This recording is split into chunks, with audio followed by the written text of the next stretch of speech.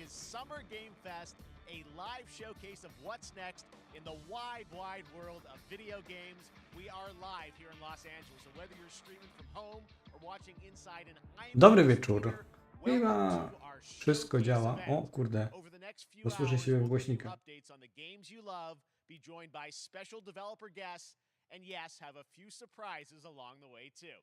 Now, what I love about this show is that it's a true cross-industry showcase. Whether you play on Muszę zwyczaić, jak to wyłączyć. Switch or mobile, we'll have games for you. It doesn't matter your platform of choice. We're all here to come together as one community that simply loves the art of amazing video games. The biggest franchises in the industry are here, like Call of Duty. You'll get introduced to exciting new worlds and new teams, and we'll make room for small independent developers who we think deserve the spotlight too. If we do this right, hopefully you'll discover a few new games to put on your wish lists. And even if you don't get every announcement that you desire, let's face it, you're not going to get everything today, but we've got a lot of great stuff. So let's get started. Wybaczcie, muszę wyczaić, czemu to się tak dawno nie streamowałem. Legendary Japanese fighting game series has continued to evolve. Street Fighter 6 is coming in 2023, and right now we're excited Włączę na drugie okno. character coming to the game and show you the Oh boy. exclusive first gameplay footage. O, Enjoy.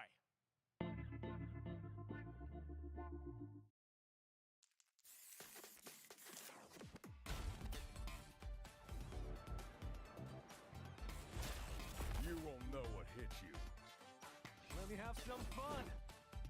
Let's get this mission started.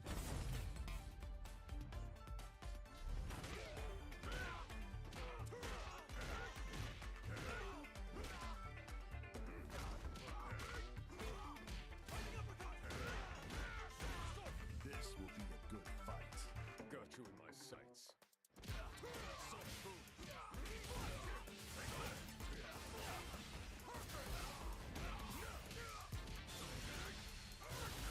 nie mam pojęcia, jak to się dzieje.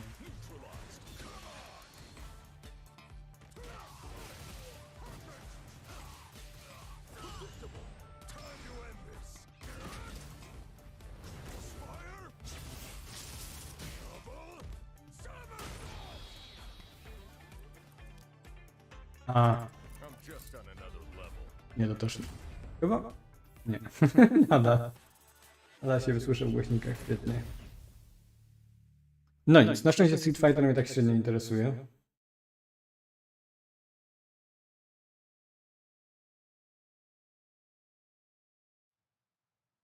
It's all about the comb. All right. Next, it's time for a brand new game announcement here at Summer Game Fest. To jest jakoś... Check this out.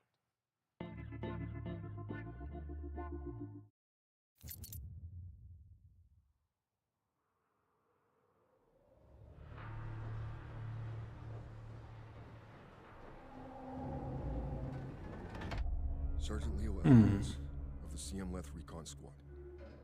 Our mission was to enter the Tantalus base, locate the comsat relay, and bring it back online. Witam! No właśnie, zastanawiałem, czy jeszcze starzy It was a problem. widzowie pamiętają o kanale. Get that door closed now, Private. Close that gate. Nothing gets in here. Kurde, naprawdę nie wiem, czemu słyszę się wyciągnął w głośnikach. Releases of One Piece. O, to chyba to, czego szukam.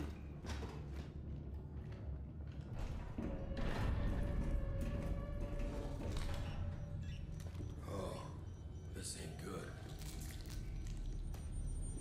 What we found was a new kind of evil. And it found us first. What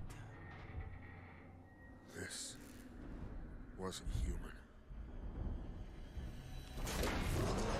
Retreat! Retreat! Willis! Open fire! Go! Go! Go!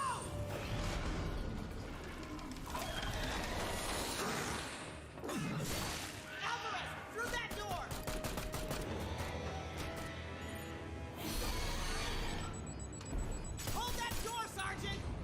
Witam również. Macie jakieś oczekiwania co do tego show, że coś pokażą, co was strasznie interesuje? But I know when I close my eyes, I still see it. Now everyone's dead.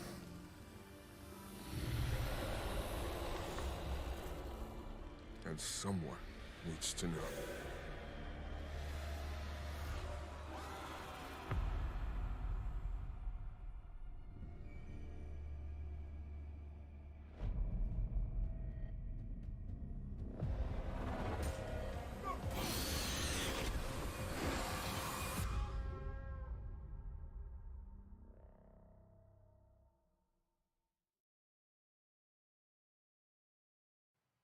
That was Aliens Dark Descent, and it's coming in 2023 O, deszcz on zaczął console padać. and PC.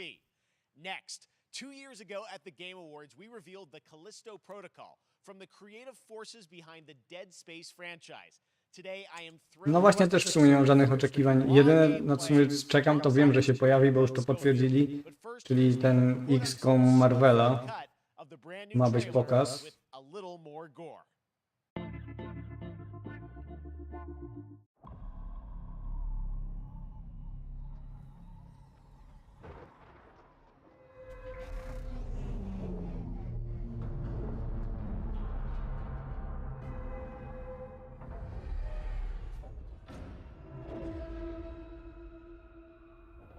Take a look outside.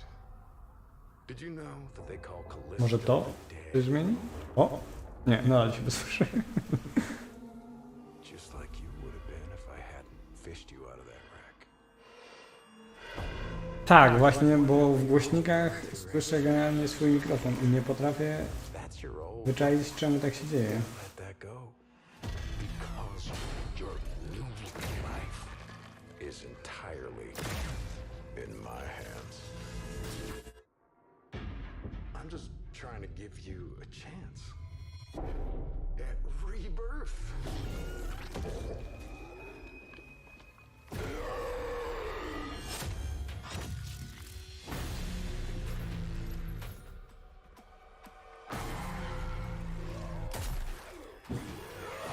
Cześć Zeus!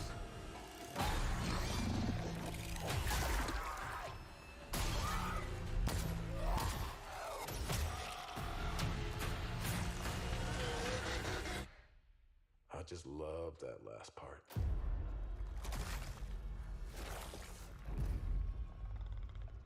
Gives me chills every time.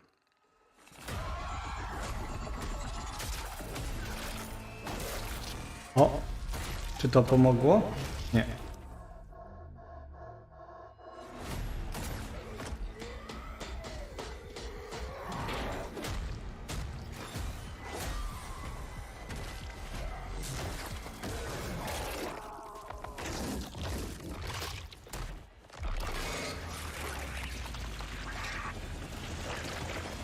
Kurde, o, na tą grę mocno czekam i w sumie jestem w szoku, że to wychodzi jeszcze w tym roku.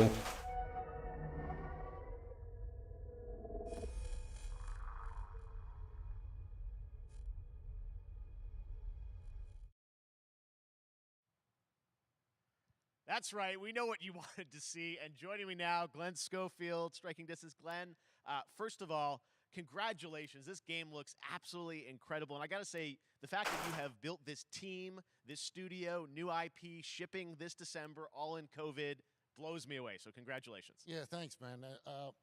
Thanks for having us. I really do appreciate it, Jeff. And you know, for a second, just give me a second. You know, I want to thank you for all you've done. Kurde, czy ktoś pamięta, gdzie właśnie się to przestawiało?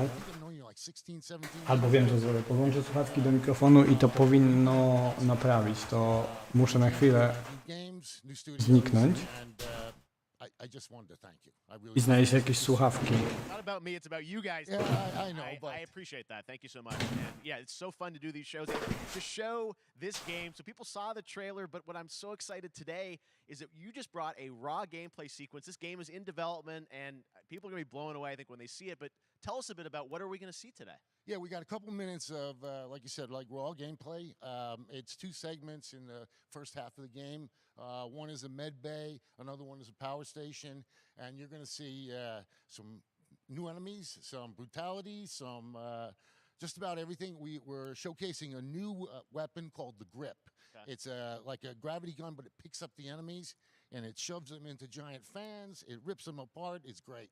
And then check out the nice ending we have, where we we usually will kill our main character Jacob, and in a very unique way. And just for a second, I want to thank the team, man. Like you said, through COVID, through everything else, the dedication, the hard work, you guys are amazing. Thank you very much. Oh, well, Glenn, I got to say, again, what you guys are shipping this year, this looks like a world-class next-gen game. It's rare that teams are bringing something out like this year, and let's let the footage speak for itself. Glenn Schofield, striking distance. Here it is, the first gameplay of the Callisto Protocol.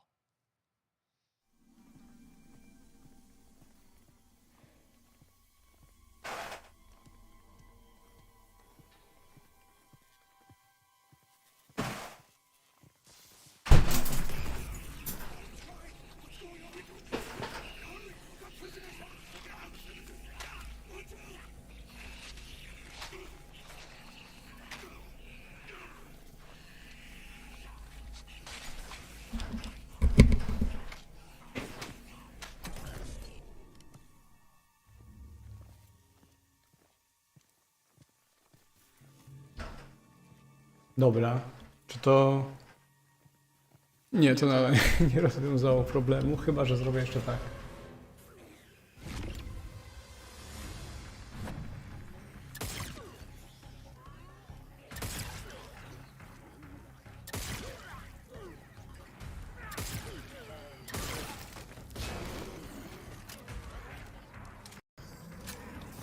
Dobra. I teraz jest lepiej.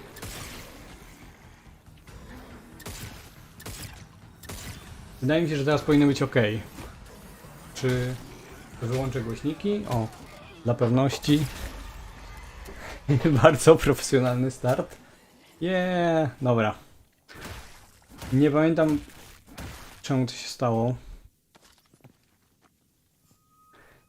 Bo jednego dnia pomyślałem, że będę profesjonalny i będę sobie słuchał w głośnikach swojego głosu, żeby wiedzieć, czy nie za głośno mówię. Znaczy w słuchawkach. Tylko nie wiedziałem, że jak wyjmę słuchawki, to będzie słuchać na głośnikach. A że dawno nie streamowałem, no to teraz dopiero wyszło.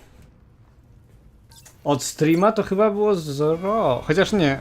Kiedy wyszło? Nie no. Guardiansów ostatnio streamowałem. Siemano Adrians. No tak, bardzo profesjonalny start. I akurat przegapiłem w sumie jedyną rzecz, którą chciałem zobaczyć. Znaczy no nie wszystko. Mogę się przyciszyć. Właśnie widzę, że jest rozwalony na maksa mój mikrofon. Okej. To już przyciszam.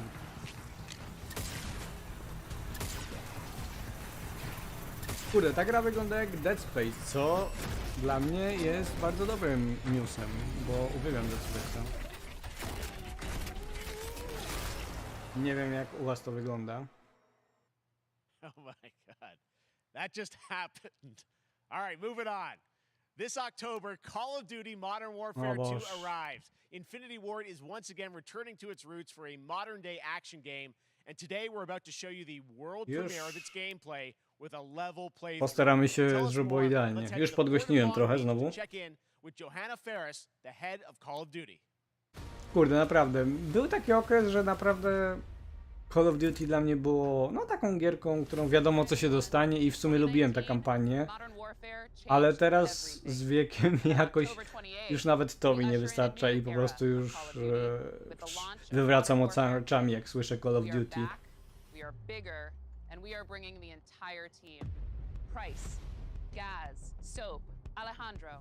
And of course, Ghost. We needed a stage big enough to debut Call of Duty. Może wyłączę w ogóle ten pasek z graficzkami, bo tylko zasłania napisy. Oil rigs, cargo ships, and staggering Ale nie, odds jeszcze just teraz the coś beginning. zepsuję, jak zacznę to kombinować. Here is Modern Warfare 2. A wy czekacie na Modern Warfare 2? Bo niedawno, w zeszłym roku skończyłem ten Modern Warfare reboot i po prostu zupełnie nic nie zostało w głowie z tamtej gry.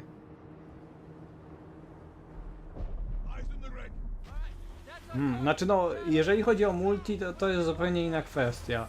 Ale ja w multi Call of Duty prawie nie gram. Mnie interesowały też tylko kampanie, a niestety, no, są bardzo schematyczne. Disarm that missile. Be ready for anything. This could be a trap. Te gry się zrobiły. Naprawdę chciałbym, żeby... Znaczy jedyne co to ten Black Ops, chyba ten Cold War też miał jakieś tam wybory w trakcie kampanii, pamiętam. Jeszcze w Cold War nie grałem, ale no po Modern Warfare 2019 to mi przeszło bardzo mocno Call of Duty. No nie wiem, Adrians, może tobie się bardziej spodoba, ale w sensie w jedynkę tą oryginalną, pierwsze Modern Warfare, czy ten 2019? No... A, właśnie, tak, to jest w sumie fajne, już zapomniałem o tym, że Call of Duty może być w Game Passie i wtedy to faktycznie nawet taką schematyczną kampanię odpalasz na 4 godziny, załatwione, kasujesz, zapłaciłeś 4 zł na to.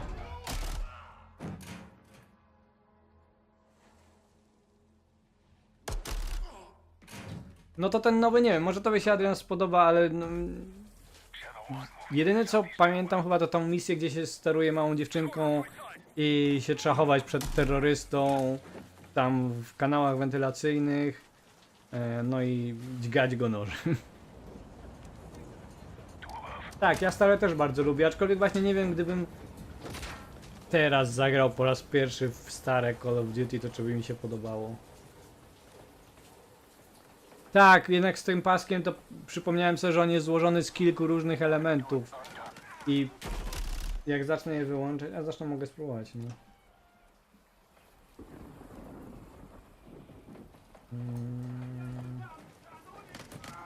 Gdzie ja to mam? To the main deck. What's your status? Boarding the ship with Shadow 3 now. Roger that. To jest logo, to nie, logo zostawimy. Rush out.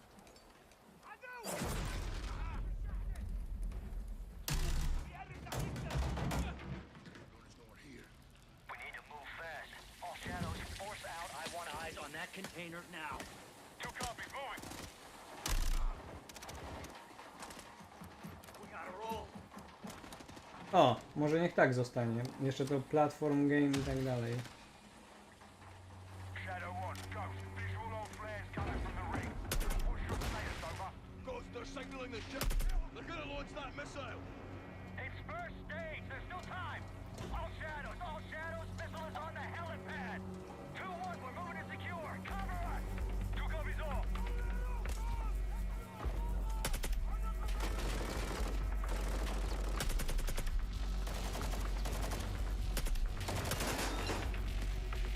Ja pamiętam, że na mnie wielkie wrażenie zrobiło pierwsze Modern Warfare. Bo właśnie wtedy to była naprawdę nowość, że shooter był tak filmowy. Pamiętam tą misję, gdzie bodajże się rozbija helikopter i tam lądujemy.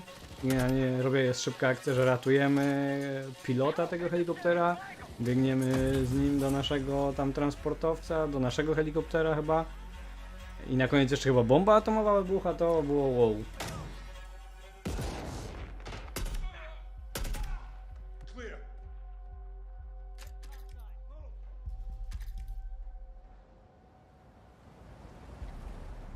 Actual, this is Shadow 1. Rig is secure. Moving on the container now.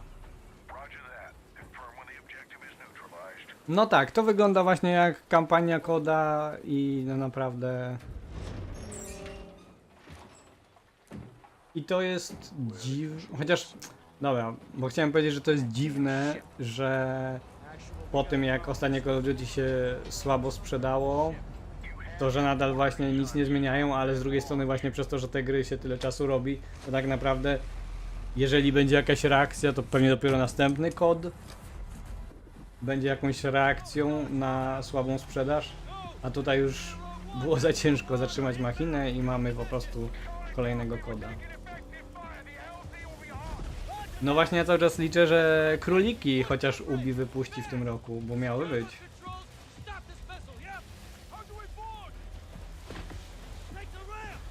Dobra, udało mi się pozbyć paska już całego. No w sumie nie, to, nie tak źle to wygląda.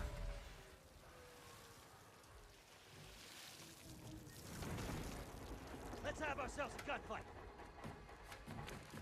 Missile controls are on the bridge. Have to stop the launch.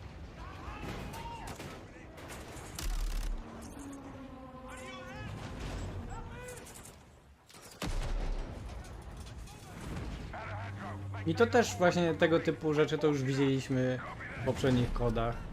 Że niby takie dynamiczne środowisko, tu się przesuwają te kontenery razem ze statkiem. I nie chcę tutaj jakoś... Wiem, że dużo pracy kosztuje zrobienie takiego scenariusza, ale po prostu... Pytanie, czy to była potrzebna praca.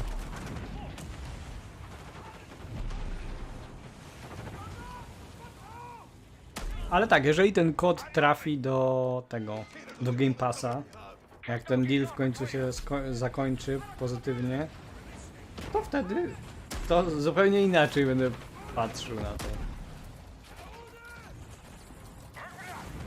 Nagle wtedy to jest no, fajna gierka do popykania jak się nie ma w co i jest w abonamencie.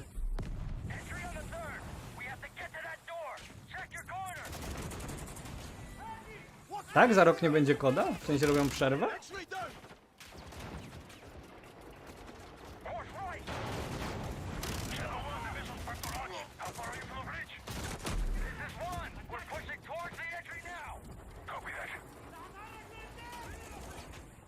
No właśnie te kody to było Modern Warfare, nie, najpierw był Cold War czy najpierw Modern Warfare, nie pamiętam, ale właśnie tak dziwnie skaczą, tu Modern Warfare, potem znowu powrót do Black Opsów, potem znowu druga wojna. No za darmo to musimy mieć świadomość, że jednak gierka w abonamencie no też kosztuje ten abonament.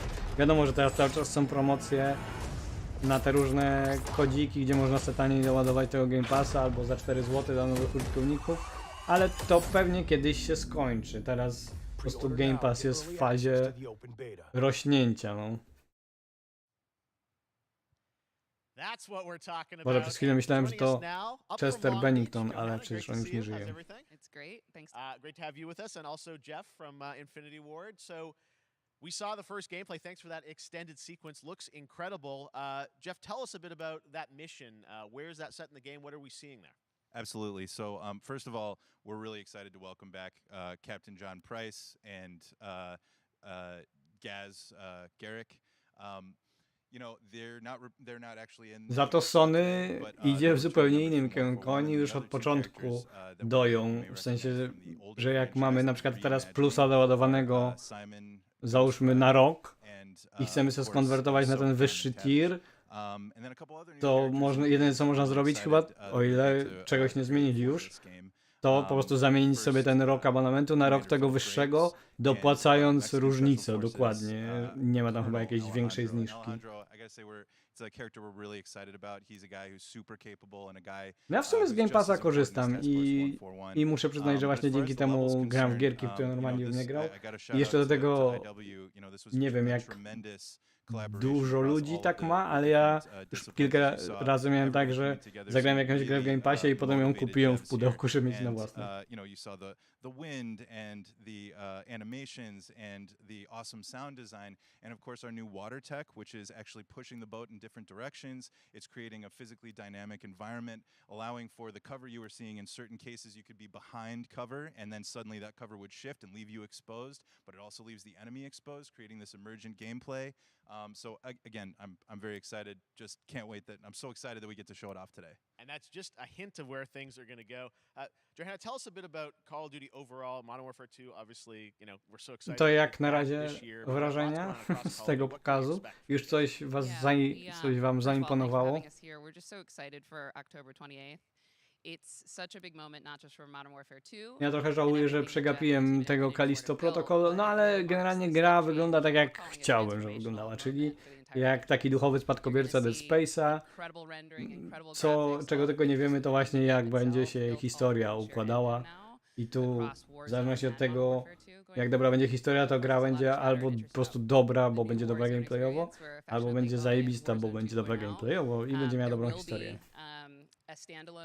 Experience of Warzone for current existing players as well. A ja Elden Ringa niedawno drugi raz przeszedłem.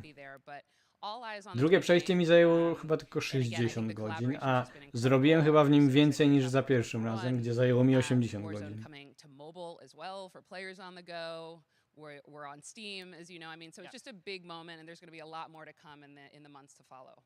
Well, before we leave, we got to ask a little bit about Warzone 2. I know we just, we're showing gameplay here on this, but can you tell us anything? There's a little bit. It seems like there was a little bit of a tease maybe in the trailer yesterday. Yeah, when we're seeing that from the community, we love when the fans can pick up some things, some chatter about maybe seeing high rise and other elements. But we will get into the details of Warzone 2.0 for sure. It will be an extension of the Modern Warfare 2 universe. Yeah. So all the more reason why we think this game, this moment is such an important title for all of us. No ja tam sobie pierwsze przejście tak dawkowałem i dużo czasu spędzałem po prostu w sumie na jeżdżeniu i nie robieniu niczego konkretnego. Thanks so much for giving us a first look at the gameplay, Call of Duty, Modern Warfare 2. Thanks, Johanna and Jeff. All right, well, we've got lots more Summer Game Fest still to go, and now it's time to announce a classic PC gaming franchise is coming back with a sequel over 30 years after its first release. I loved this game when I was growing up, so I'm honored Ciekawe, to co share to? this very first look. 30 lat? Kurde, to szczerze mówiąc... Nic mi nie przychodzi do głowy. Microids...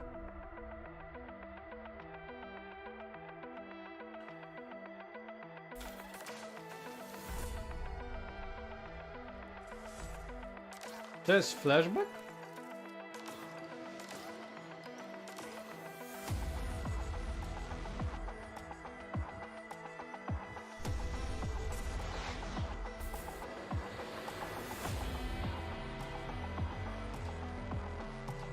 No spoko.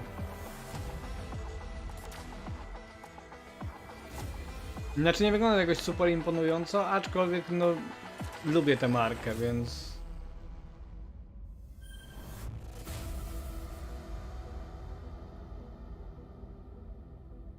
No pasek zniknął, wyłączyłem go. Kawałek po kawałku udało się wyłączyć. All right, let's turn back time. Back in 2017, we announced Witchfire at the Game Awards.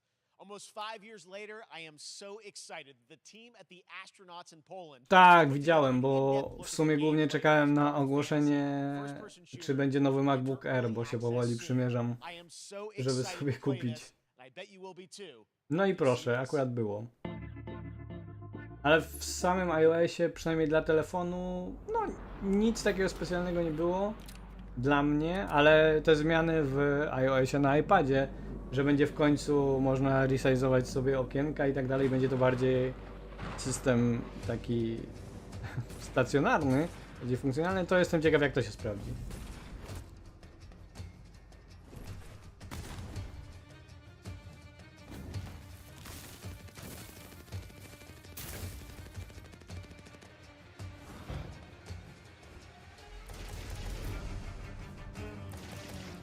No widać, bo generalnie Chmielarz się mocno jarał Destiny. I tutaj no widać w sumie te wpływy.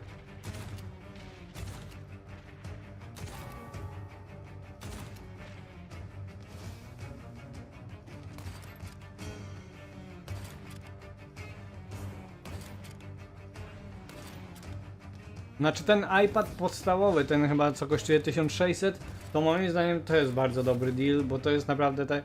Ja mam cały czas tego jeszcze chyba przed tym refreshem, co dodali lepszy procesor. To ja jako drugiego iPada mam tego i on cały czas bardzo spoko działa, nic się nie przecina i tak dalej, więc...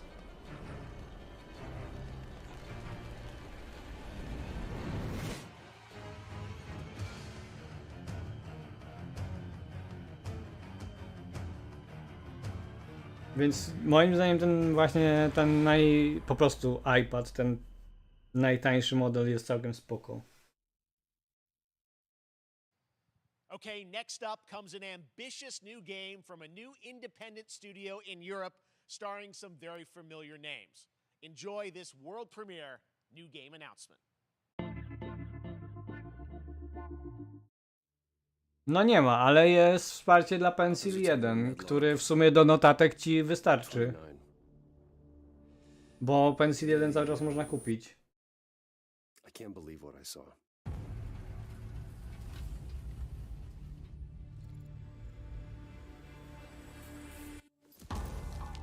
Solace, everything okay in there?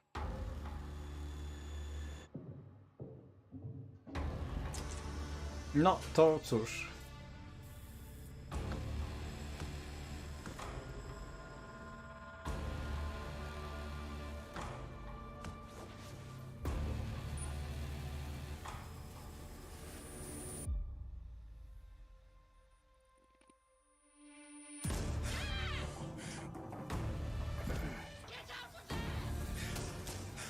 To wygląda w sumie ciekawie. Też chyba jakiś survival horror. Something is going on here. And I need to find out what it is. Troy Baker, of course. A, ciekawe, że wishlist for Steam. W sensie, że nie będzie konsolowej wersji, przynajmniej na początku. Troy and Roger in person. Guys, this is so fun. The fact that you're working on a game together. What a cool team up. Welcome to the show. Good to be here. I got to ask you guys, who are your characters in this game? Well, I get to play a character named Wyatt Taylor, who's a medical officer who's stationed at this base, Fort Solace. And it's the epicenter of this mystery that we'll discover and uncover as we go through the game. And of course, my character will be at times in opposition with Roger's character. The battle we've been waiting to see. Every once in a yeah. Oh, man, we can't wait to show you what we've been working on. And by the way, Jeff, this looks awesome, man. Yeah, It's man. so great to be here. Thanks for having us. It's so great that you're in another game. I mean, it's feeling this is your first game since Red Dead 2. One of the first major ones for a while. And I play a character by the name of Jack Leary. He's a maintenance engineer on a remote Martian mining post. Okay. His job is to make sure that none of the equipment breaks down while it's on their graveyard shift. The graveyard shift meaning Mars and Earth are really far apart from each other and their orbits around the sun. So help is not a simple call away. I gotta ask, I think a lot of people will see this thing and they'll probably wonder, you know, it's a new team. Czemu ten right? Troy Baker jest taki Independent studio jakiś in Europe that's czerwony with strasznie? huge production values. Może tam gorąco bardzo. Chociaż Jeff Keighley nie wydaje się aż taki spocony. I will say that 2020 to me was the most... Nie widziałem Kenobi, nie widziałem Kamali, znaczy ten Miss Marvel, bo już czekam po prostu aż Disney Plus będzie normalnie w Polsce, bo już nie chce mi się znowu doładowywać tam wirtualnej karty, żeby zapłacić za abonament z UK, czyli już nie wiem na jaki kraj ja mam wykupione, więc już czekam po prostu. O, dobry wieczór. Consider being a part of this game, and he walked me through a very brief description of what the experience was going to be like. And in the very beginning, he said, we want this to feel it's a tight thriller. We want it to feel like Dead Space meets Duncan Jones' Moon. And I was like, sign me up. I'm into that, absolutely. And full like performance capture and everything. Ah, right? yeah. Absolutely. New studio, brand new energy, and of course, I get to work with one of the best of the business. And me. I get the privilege Who's the of other getting to see this guy and watch him in action. I love to work, and I love the challenges and all the new innovations that this Kurde, skąd ja kojarzę tego kolesia? Bo tak, to jest aktor, ale właśnie gdzie ja go widziałem? Unreal Engine 5. I mean, it looks absolutely phenomenal. Can you give us a hint about the gameplay? Like, what are we going to do in this game? Yeah, the verbs are always important. So we're going to let the game speak for itself. We'll be showing you more later on. But this is a game where you as the player, you're going to be exploring, you're going to be discovering. Like we said, it's a very tight thriller. So you're moving very fast-paced through this world. There'll be multiple locations, multiple ways for you to traverse, which we're excited to show you about. And then the narrative is a huge element to this. They didn't waste any resources. Faktycznie, no dobra. To jest Arthur Morgan. No właśnie tak jakaś znajoma jego mordka wyglądała. There is a lot of action in Faktycznie, this game, spoko. the forefront of this. And to speak to the performance capture aspect, we brought in an incredible No tak, wiem, że to chodzi o RDR 2. who walked us through and really approached this in a completely different way than anything I've ever done before. And he says, I want to know the story of this fight. And so Roger and I sat down. We said, these are who our characters are. And he goes, give me 1 hour and I will come back to you with the story of this fight. And after an hour, he comes to us and he goes, it was like a recovery program. It was 12 steps. And he walked us through this incredible fight. And about halfway through, I started tuning him out. And I was like, hey, man, I just want to let you know I've got no ego about this, but I can do a lot of things, but I can't do this. And he grabbed me by my shoulders and he says, oh, you can, you will, and it's going to be glorious. And we did. And we it's did. like a dance. There was a lot of trust, and it worked out. Yeah, I mean, we're big, excited big about it, stunts. I mean, this is so cool to see. It's an independent studio doing this, teaming up with you guys. We can't No, wait to see more. ciekawie ta gra wyglądała. Przynajmniej na tych krótkich fragmentach i z tego, co oni opisują. Oczywiście chcą sprzedać nam to, ale chętnie zobaczę więcej.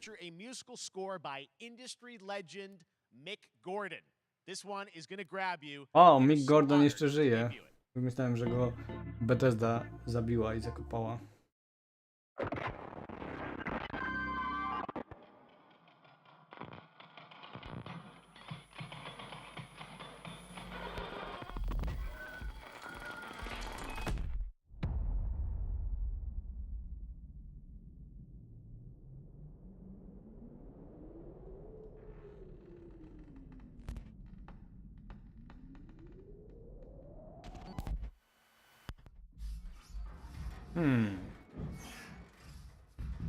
Interesting.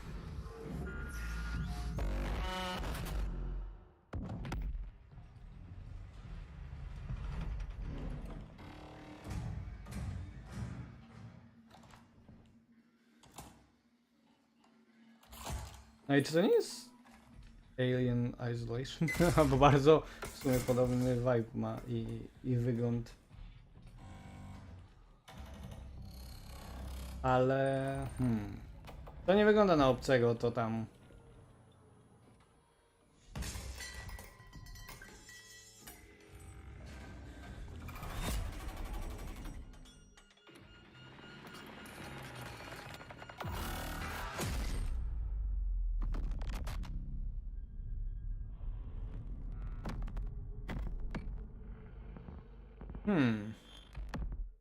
No, wyglądało ciekawie. Jakoś dużo horrorów w sumie na tych prezentacjach, bo już było Callisto Protocol, to z Troyem Bakerem, teraz to. Now it's time to check in with a very special guest who's been in his fair share of video games, including most recently Fortnite as the Foundation.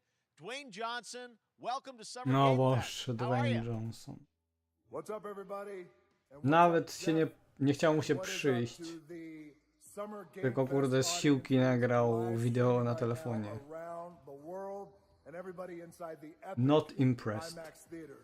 Dwayne Johnson here coming at you from my Iron Paradise, the very hot and sweaty and smelly Iron Paradise, powered by, of course, Zoa Energy, the number one fastest energy drink in the game. You guys know me by a lot of nicknames. The Rock, La Roca in Spanish, Uncle Handsome, sexiest man alive, big drink energy. Low effort, ale maksimum korzyści, bo jeszcze zrobił plaga jakiegoś napoju. Także nie dość, że reklamuje film, nie chciało mu się przyjść, tylko nagrał wideo telefonem, to jeszcze dostanie pieniądze za reklamę napoju. As the foundation.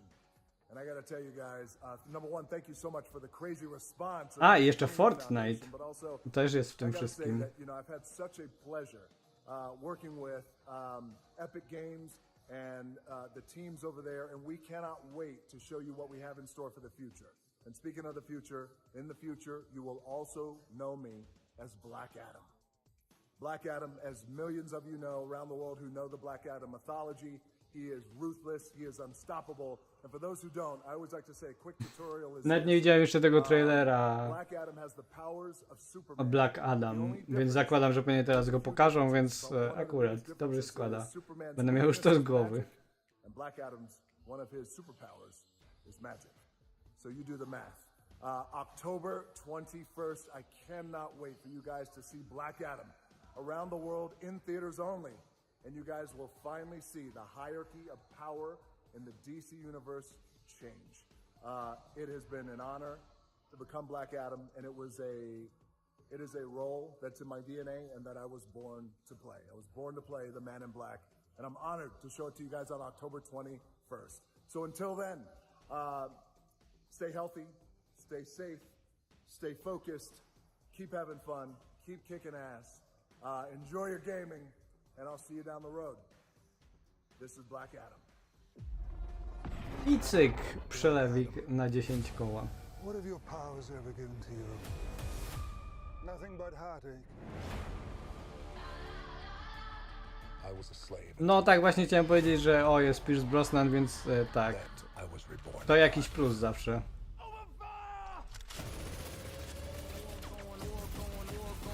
Now, I kneel before no one. You can be the destroyer of this world.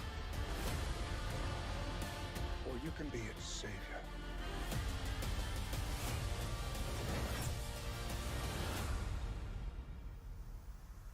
That's up to you.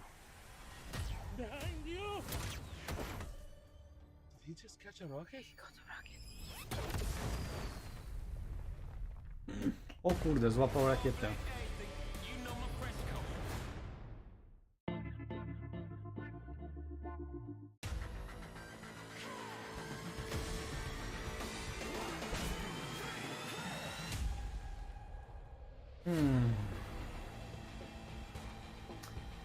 Liczę po cichu, że pokażą Mario i króliki. Ale właśnie... A czy Ubi w ogóle zapowiedziało jakiś swój ten show? Bo w zeszłym roku mieli. Tylko chyba właśnie jakoś później, chyba nie w czerwcu? W sumie EA też jakoś cicho siedzi.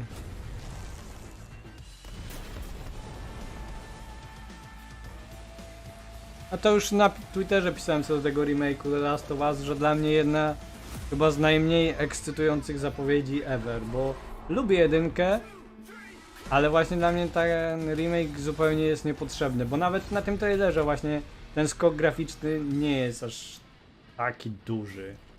Zwłaszcza jeszcze jak się ją porówna z tym remasterem.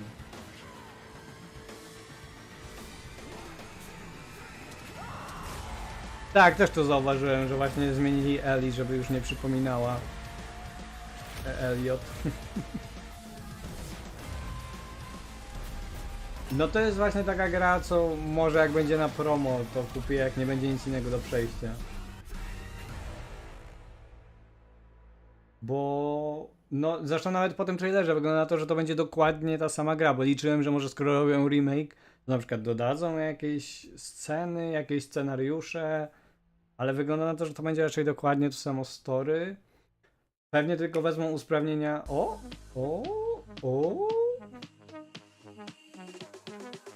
A, dobra.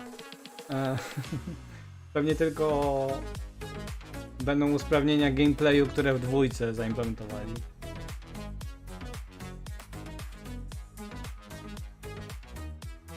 No i w sumie jak ktoś do tej pory jakimś cudem nie zagrał w jedynkę, no to dla PC-towców to jest faktycznie dobra nowina, no bo będzie wersja na PC.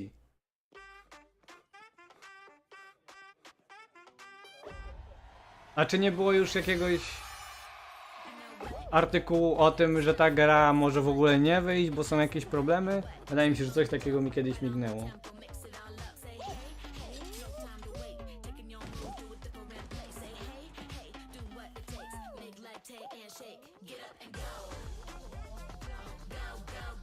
Chwilę właśnie jak zobaczyłem Nintendo, to pomyślałem, że może właśnie pokażą Mario Króliki, albo nie wiem, Zeldę.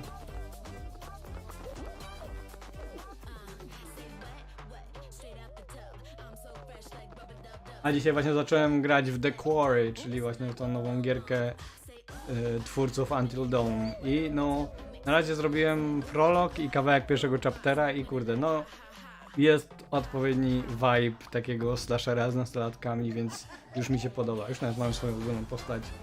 Więc na razie pierwsze wrażenia bardzo spoko. Wygląda na duchowego następcę no, Until Dawn. That was so fun to see Courage and Ray in that Fall Guys piece, and you can play and download Fall Guys for free starting June 21st across all platforms, including Nintendo Switch, Xbox, PC, and PlayStation.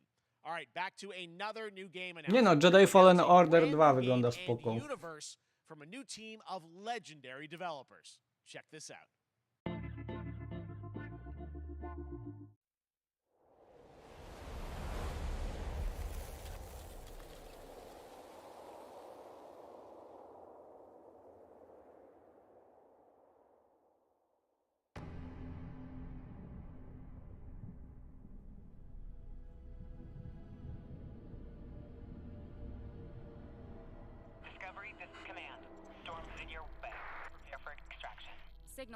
Z seriali Star Wars to sobie ten Book of Boba Fett to kompletnie zdarowałem po tych scenach, które widziałem, ale sezon pierwszy i Mandaloriana i drugi był naprawdę spoko.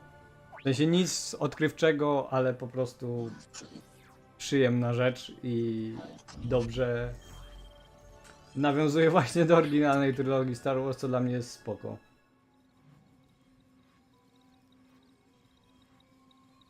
Command, I may be onto something.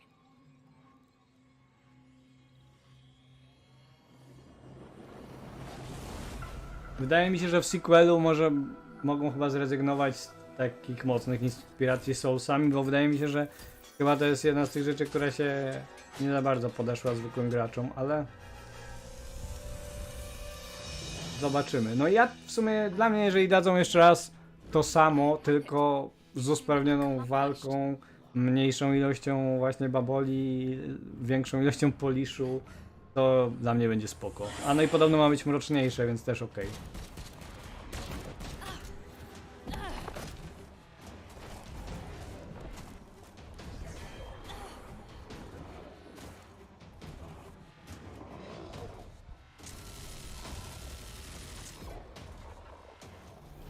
Hang tight, Doc. I've got this.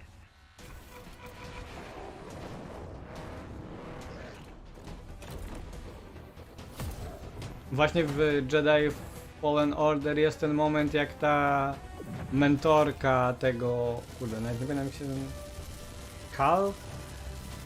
No ta czarna Jedi.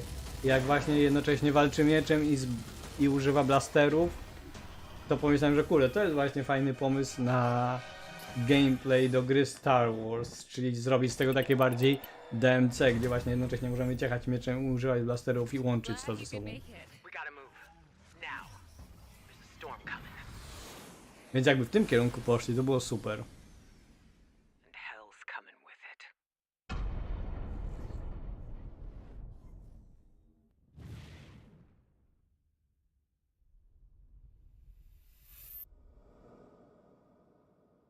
Boże, to wygląda jakby mi się komputer przegrzewał, ale to chyba po prostu ten trailer się tak jakoś dziwnie tnie. No. There you have it, Tim. Congratulations. Stormgate is real. We have a name and some details.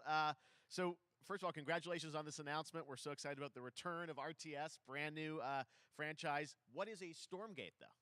All right, so Stormgates are portals that open during... No tak, ale Force Unleashed to też tam nie było blasterów, tylko właśnie się ciachało mieczem i mi chodzi właśnie na takie połączenie. I... No właśnie... Force Unleashed nie było złe. Ale walka nie była zbyt porywająca, chociaż były fajne sekwencje i fajne wykorzystanie mocy. intro cinematic, and then also the Infernal Hosts, who are these demon-like monsters who come from another world. I think one thing everyone wants to know about, especially your background pedigree of the team, of where do you want to push the RTS genre? It's something we've all loved for decades, but opportunity for a lot of innovation. I know you're going to show us, I think, some hints of where you're going to go image-wise with the actual gameplay made in Unreal Engine. But any sense of what you want to do for the gameplay in this game? Absolutely. But the first thing I want to say is we are very consciously trying to stay true to what players already love about RTS. Boże, to już trwa godzinę i w sumie zagraj w Ace Combat 7. To w sumie prawie to samo. Niektóre misje są na podobnym poziomie złożoności, co właśnie ta misja z Top Guna. A właśnie się dziwię, że w tym DLC-ku do Ace Combat z Top Gunem nie dali po prostu tej misji z filmu, tylko jedynie z samoloty. Ale jest w sumie w Ace Combat 7 bardzo podobna misja, że właśnie trzeba nisko lecieć takim kanionem, żeby nas radary nie wykryły. Wow, well, I love it. 2023, you said, for the beta, so people can sign up now, get ready, and I'm just so thrilled that there is a brand new RTS franchise coming from you guys and your background and what you did, at Blizzard and StarCraft. We're so excited about this team, Frost Giant. Thank you so much for giving us your announcement today on Summer Game Fest. Thank you so much for having us here. Really grateful. Awesome. All right, Frost Giant, Stormgate, keep an eye out for it. Now it's time for another indie game announcement that I'm excited to share with you. Highwater. Check this one out. Good morning, Highwater dwellers. Highwater Pirate Radio, keeping you in the know with our flow. Alphaville authorities continue to deny false rumors that Alphaville Ciekawe, co będzie takim big thing na sam koniec. One thing we can't deny is that the world ended on a sunny day.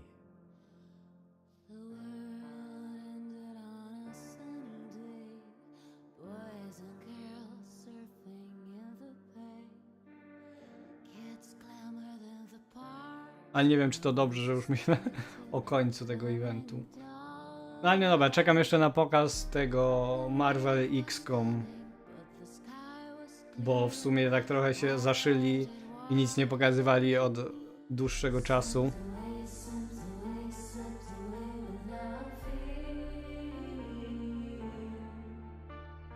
Więc no. To jest jedna z niewielu premier na ten rok, na które czekam.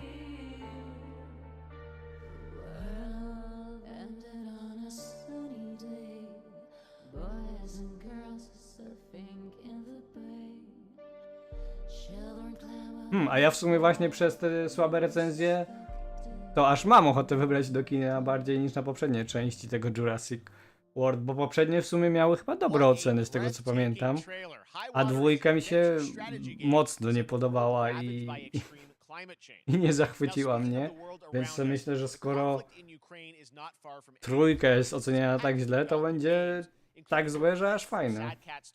Więc aż mi się chce iść do kina. O, Replace. Tak, akurat w sumie wyglądało fajnie zawsze na pokazach. Guys, I just want to say we're thinking of you and all the developers impacted by the conflict and hope to be able to share your work at a future show. All right, our next game is an official selection of the Tribeca Games Festival. It's American Arcadia, where you play Trevor, whose life is being televised with the Myślę, że teraz jest dobry moment, na chwilę odejdę i pójdę sobie wody nalać. Zaraz wrócę. Check this out.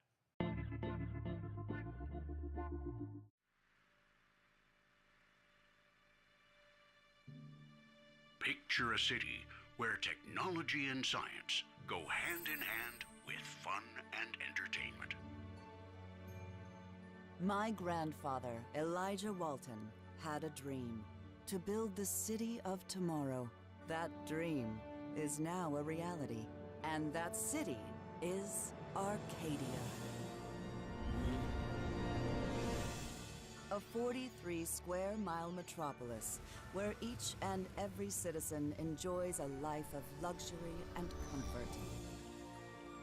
Broadcast live 24 hours a day, 7 days a week on Okej, wróciłem i mam pyszną wodę. No, podpisaną butelkę, bo jest napisane Control. My Subject bottle. on the run on camera 4025. Interrupt broadcast immediately. To się nie pomylę.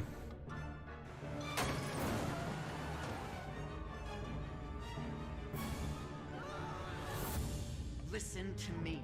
We can't allow Trevor Hills to escape under any circumstances. Trevor. Trevor, can you hear me? Be careful and don't make a sound. Don't worry.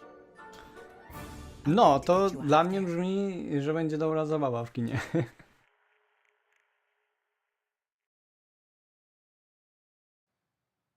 Apparently we've made it to the beach. Next up is a sequel we've all been Chociaż fakt, że anticipating Surprising for to a niewiele long pamiętam time. oprócz There's trouble in paradise. Watch trollolololololol. out. You don't want to get bitten. After Ale tu many przynajmniej years będą of dinozaury. rumors, we finally get an update on this much anticipated sequel.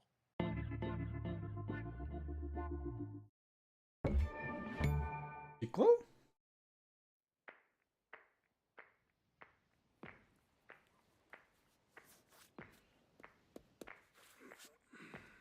O Boże, Dead Island 2. It's back.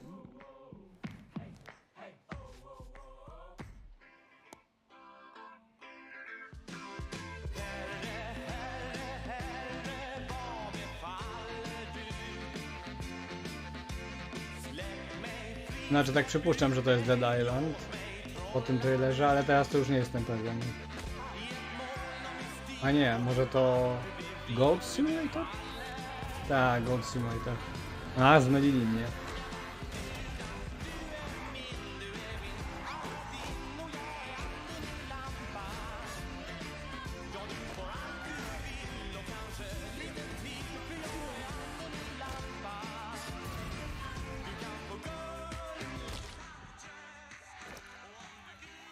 Boże, nawet kupy nie umieją wymodelować.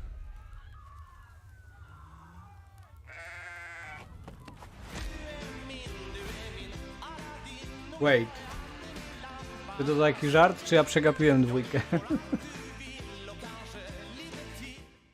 A, to, jeżeli to żart, to szanuję. That was Goat Simulator 3 and it's coming later this year to the Epic Games Store. Now, last year, Marvel and 2K Oh announced yeah. Marvel's Midnight Nareszcie Suns, a coś, tactical RPG na to from czekam. Firaxis Games, the studio behind XCOM and Civilizations. Heroes from the Avengers and X-Men cross over with supernatural ones like Blade and Ghost Rider for a battle against Lilith, the mother of demons. Today, we've got to look at some new folks set to join the Teraz tak się wkręciłem w tego Warhammera, Housegate'a. My god. Więc jestem na głodzie turówkowym.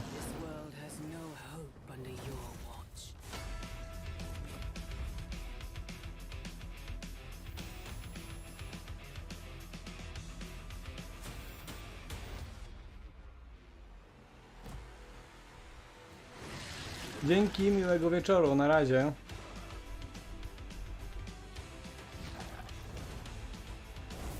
Oh yeah, będzie Venom.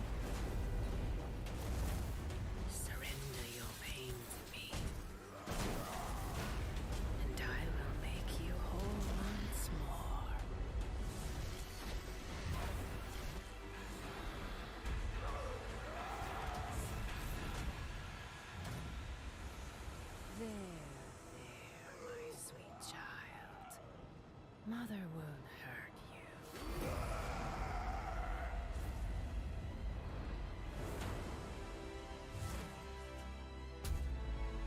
Typical Parker luck. I'm gonna need some. No jestem ciekaw właśnie, czy będzie widać jakiś progres, jeżeli chodzi o gameplay, czy dużo zmienili, no bo tam wydaje mi się, że chyba oni ze względu na feedback tak trochę się zamknęli w sobie. I ciekawe, czy właśnie coś zmieni, może zmienią po prostu interfejs, bo ludzie narzekali, że zaraz to jest gra karciana, pewnie będzie free to play, czy właśnie pay to win. I na nic zdały się tłumaczenia, że nie, wszystko to po prostu są skille. To i tak, mimo że to kilka razy wyjaśniali, to i tak ludzie ciągle powtarzali te głupoty, że to będzie karcianka, gdzie się kupuje karty za pieniądze. Więc może po prostu zmienią interfejs i zrobią, że to faktycznie były tylko skille, które się wybiera z listy czy coś. O Boże, oktober dopiero. Chociaż w sumie, no zapomniałem, że już jest czerwiec, więc może nie tak źle.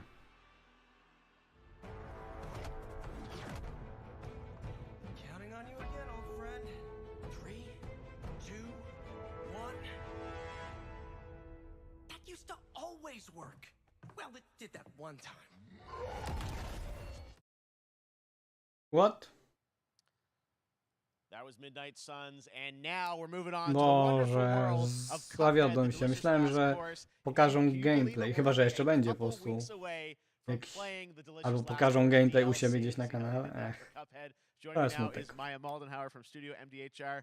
So first of all, Maya, it's really coming?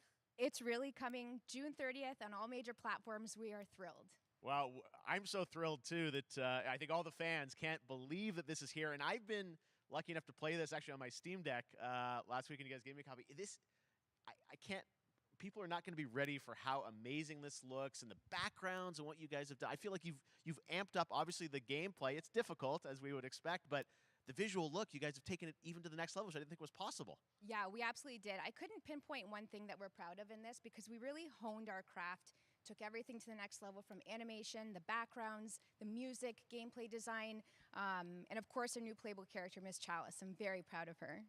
Chalice is fun to play as, and even though this is a DLC, it feels like it's its own. Czy dużo było FPS-ów i gier w kosmosie? No, gier science fiction w sumie było parę. FPS-ów w sumie tylko chyba Call of Duty z tego co kojarzę. No ale był jakiś horror, czy tam thriller science fiction, TPP, z aktorem z Red Dead Redemption 2. Brand new gameplay footage of one of our new bosses, Mortimer Freeze. It takes place in an icy arena and features some of my personal favorite attacks and transformations. We hope everyone enjoys it. All right, let's check it out. Cuphead, the delicious last course. Thanks, Smile.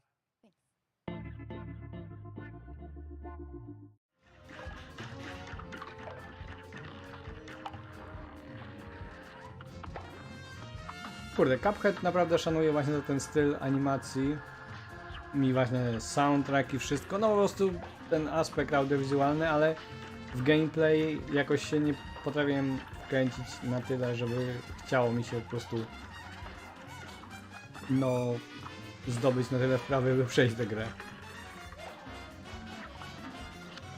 A z drugiej strony właśnie na tym łatwiejszym poziomie trudności no to tam chyba nie można zobaczyć wszystkiego. Chyba, że już to zmienili, bo w sumie teraz właśnie jest taki hype na accessibility i tak dalej, żeby każdy mógł grać, więc może w którymś update'cie to zmienili.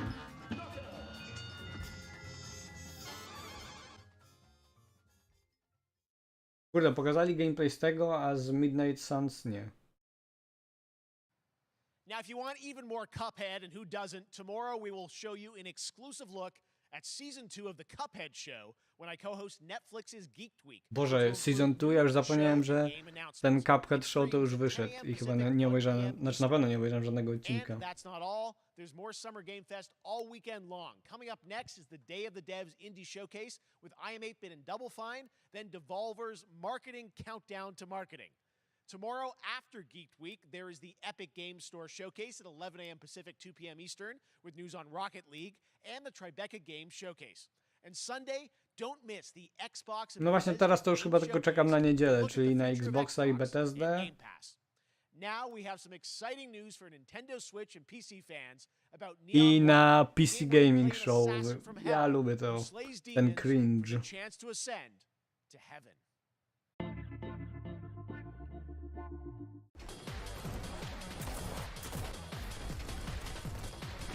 O, to właśnie też się zastanawiałem już jakiś czas temu.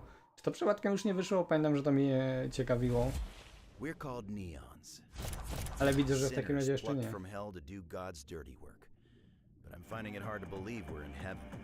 Może będzie data premiery. Tak, Tribeca faktycznie była ciekawa. Więc to pewnie też obejrzę, a nie wiem, czy będę streamował. W sumie nie wiem też, czy będę streamował Xboxa, bo jest późno. Ale jak coś będzie jutro albo w sobotę, to zobaczymy. Good thinking.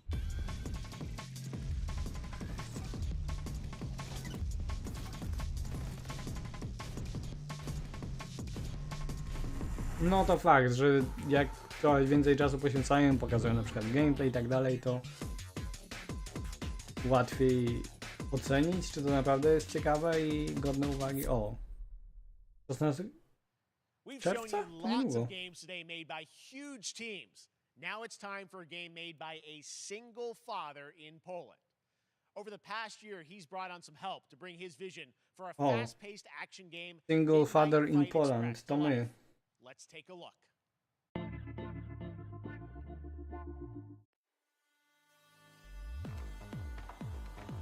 A, o no, to, na to też czekam, to wygląda naprawdę super. Again, that whole spiel. Well, it's time, partner. Time to rise up. Together.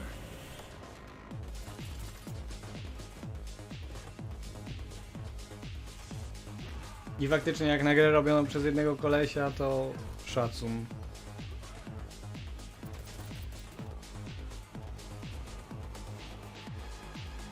It's happening. The big guy's actually going through with it. While I sat at his side, seeing lives as dollar signs, had the stink of corruption all over me. And you know who put it there? Nah, not him. Me. Well, I ain't wearing it anymore, and neither are you. Tonight, we wash this whole damn city down.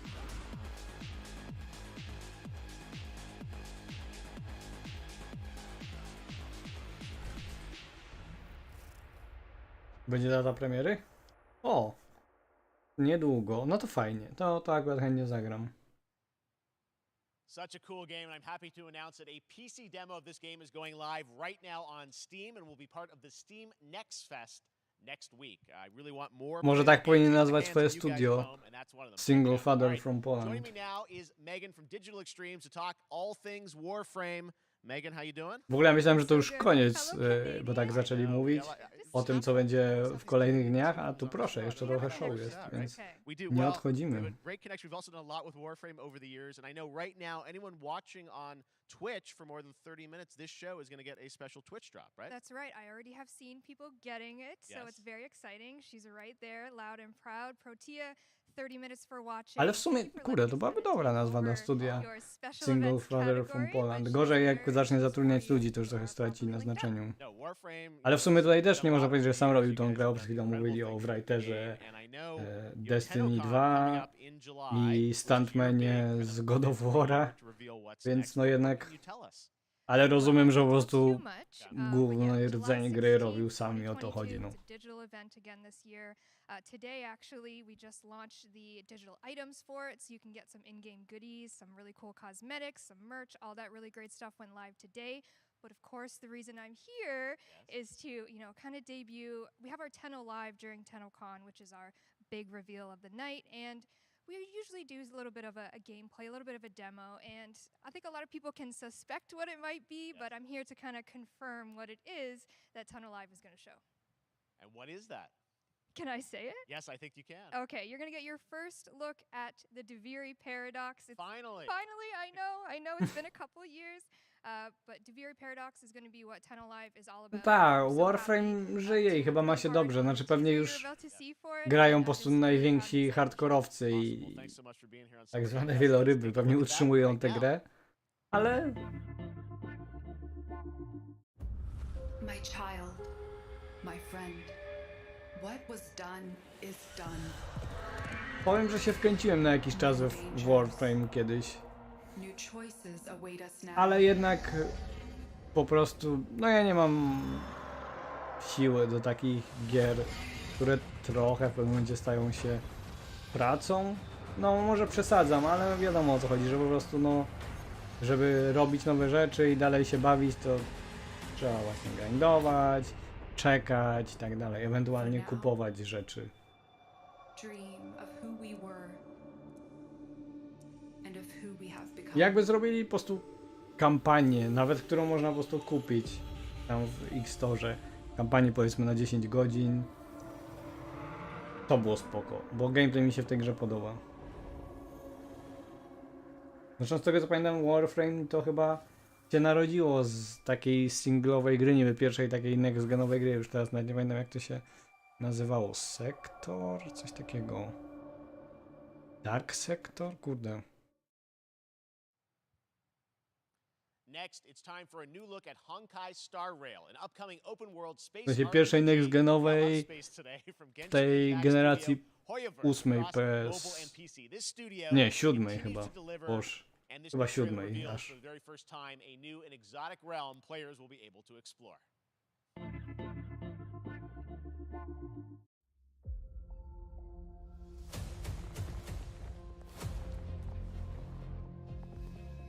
Teraz mi to nie daje spokoju, jak się ta gra nazywała.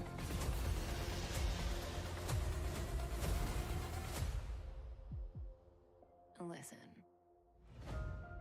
You are in a daze right now. You don't know who you are, why you're here. None of that matters. In the near future. No ale kurde, rozczarowałem. Chyba tak, chyba to. Kurde, nie mogę teraz... Muszę otworzyć nowe okno przeglądarki. O!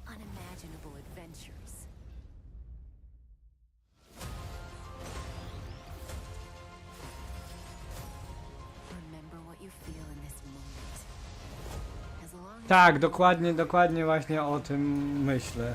Wydaje mi się, że tak, że to z tego się narodził potem Warframe. O ile dobrze pamiętam, ale tak, nawet jak zacząłem wpisywać Dark Sector, to mi od razu Google podpowiedziało Dark Sector Warframe. Jep, czyli to.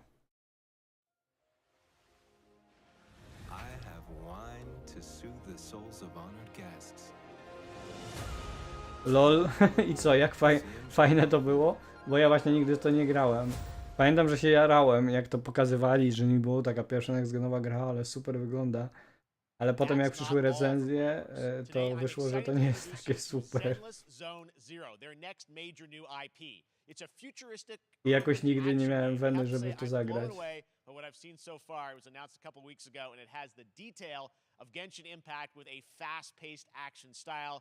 Here is the world premiere of a brand new look at Zenless's notable characters, armed enemies, and world of danger.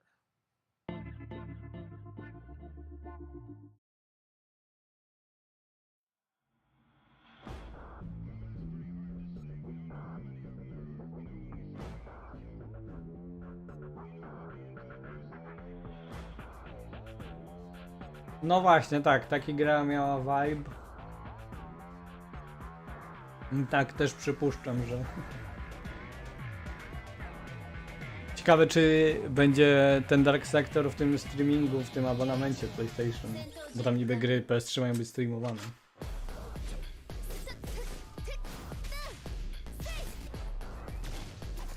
Spoko, anime slasher wygląda dobrze. A tak, to widziałem, że właśnie jakaś chora cena Modern Warfare 2 jest.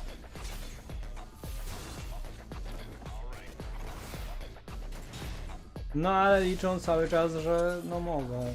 I w ogóle chyba kosztuje też 70 dolców też na PC.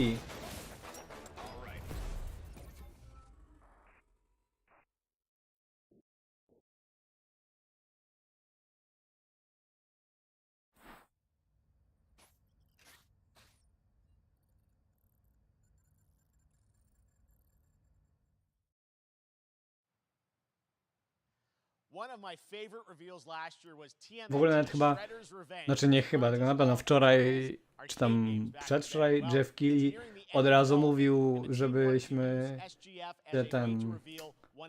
wzięli pod uwagę, żeby ograniczyć swoje oczekiwania tego show, bo takie ponoć jakieś dzikie ploty zaczęły chodzić na temat tego, z czego to tam nie pokażą, no i chciał chyba ostudzić, żeby potem ludzie nie byli rozczarowani, no i chyba teraz rozumiem dlaczego.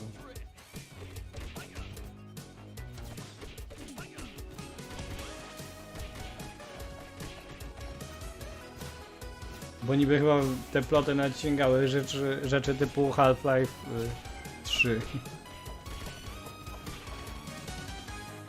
No, kody to chyba można po prostu najlepiej ograć, kupując po prostu płytkę na konsoli, jeżeli ktoś chce oczywiście nagrać kampanię.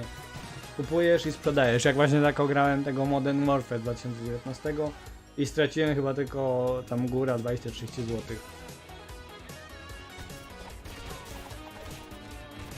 Więc przynajmniej o tyle dobrze. Po prostu przeszedłem i sprzedałem z powrotem na Allegro. Trochę zachodu, to fakt. Ale za to jakiś czas temu, jak byłem w MediaMarkt, tam w koszach na takiej gry na wyprzedaży, to kupiłem sobie płytkę Infinite Warfare chyba za 2 czy 3 dychy. Bo akurat Infinite Warfare mi się naprawdę bardzo podobało. Miało właśnie fajną kampanię, która wprowadzała coś nowego. I kurde, nie rozumiem hejtów na ten tytuł.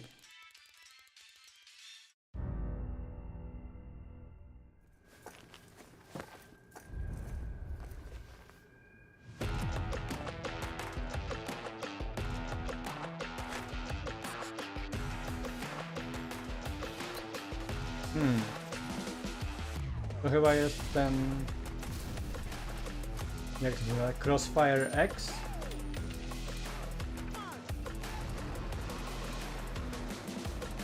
A nie. Saints Row? Już w sumie nie wiem. Nie wiem, co to może być.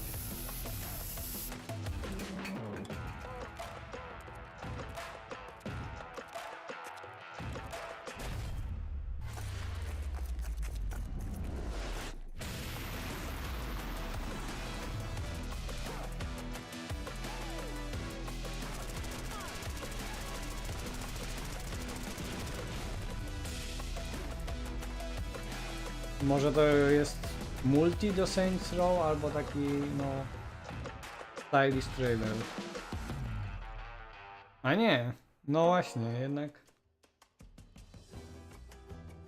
Crossfire wyszedł, ale wydaje mi się, że chyba w Game Passie jest tylko jakby jeden epizod kampanii i drugi się dokupuje, i więc pomyślałem, że może ten drugi epizod teraz reklamują, ale tak, Crossfire faktycznie już wyszło. Nawet chwilę grałem.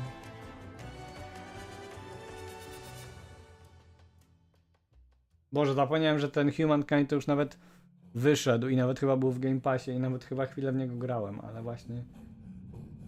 No też fakt, że za dużo gier jest po prostu.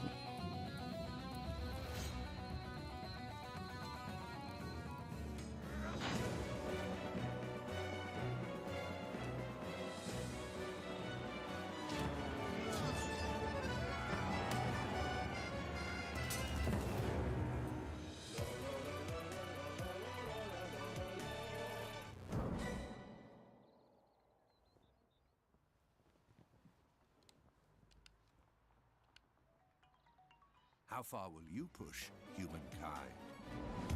O! Będzie konsolowy port. To w sumie spoko. Bo mi się po prostu jakoś w PC, na PC to nie chciało grać, ale... O! I będzie w Game Passie na konsoli. Zajebiście. Humankind allows you to shape your civilization by combining a multitude of historical civilizations from the ancient to the modern era. One Piece is celebrating its 25th anniversary this year, and Bandai Namco is bringing the mega popular franchise back to video games with One Piece Odyssey. Monkey D. Luffy and his crew of pirates are off on their next adventure. This trailer reveals the setting, a mysterious island where Luffy and his Straw Hat crew become marooned in this exciting upcoming JRPG. The Straw Hat Pirates journeying along the Grand Line. 見ろよ、あの島。でけえ塔がいっぱい立ってる。空に伸びてるあの光はなんだ。よし、面白そうだ。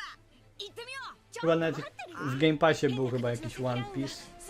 To pograłem no 15 minut i chyba wbiłem 2 achievementy, więc powiedzmy, że się opłacało. Ale chyba po prostu, no to jest gra głównie dla fanów anime i mangi. którzy mają sentyment i pewnie wynajdują wszystkie smaczki i po prostu cała frajda płynie dla nich z tego, że mogą sobie grać tymi postaciami, które tak lubią.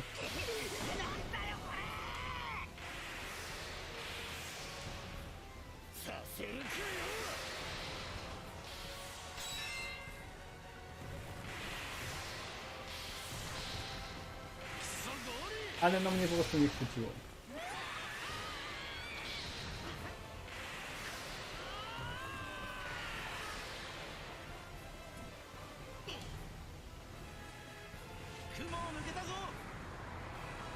Filled with new encounters and hidden mysteries. Unravel the adventure that awaits. Ale wygląda na to przynajmniej w porównaniu do tego, co grałem, to że jakieś bardziej to rozbudowane, że nie tylko chodzenie i napieprzanie. ここはあなたたちの記憶をもとに作られた世界よ。 This August, Soul Hackers 2 from Atlas launches, and we've got your first listen to the English voice cast with this quick new look.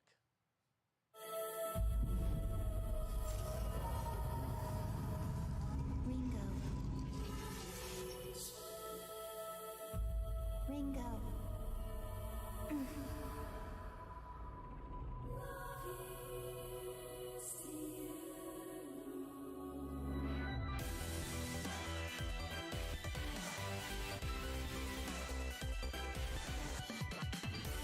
Take my hand.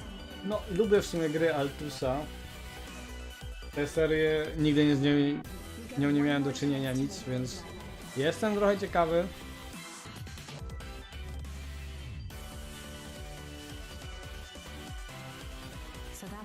Rozumiem, że to jest jakiś cyber spin-off Persony. With so many new games featured across SGF events, you might be wondering how to plan for your summer gaming dreams. NerdWallet can help you find the smartest credit card to reward your gaming purchases at nerdwallet.com. O Boże, świetnie, reklamują kurde karty kredytowe do kupowania gierek. With an additional 25% off eligible products. And it wouldn't be the mega sale without the free games vault, featuring Maneater. Be sure to claim your copy before the sale ends on June 16th. Tune into the Epic Games Store Twitch channel for our summer showcase on June 10th at 2 p.m. Eastern, 11 a.m. Pacific. We're taking a look at new announcements and updates from PC titles heading to the store this year and beyond.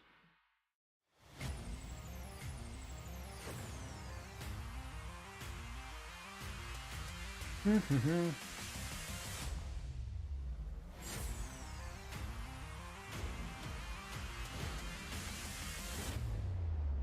nuts?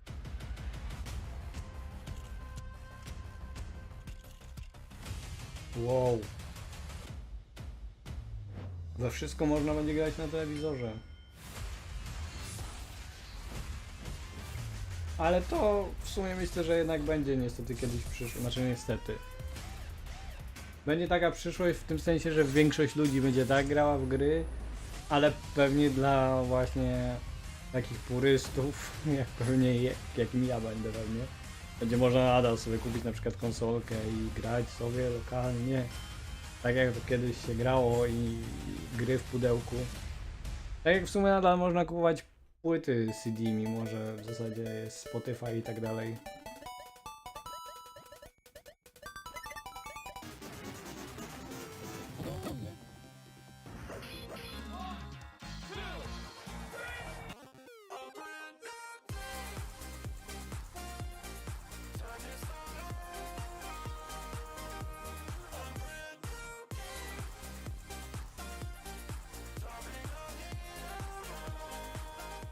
A nie, okej, ta strona Najlepiej to wygląda, że jest jakieś takie doradztwo finansowe, więc powiedzmy, że nawet pozytywne.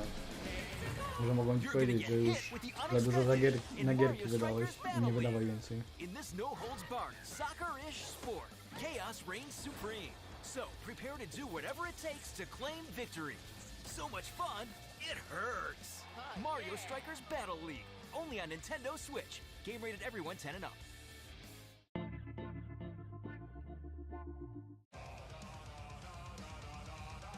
Hi, my name is Carl and I'm a developer on Metal Hellsinger. You know how in some games where the music's really good, you feel compelled to move and shoot to the beat?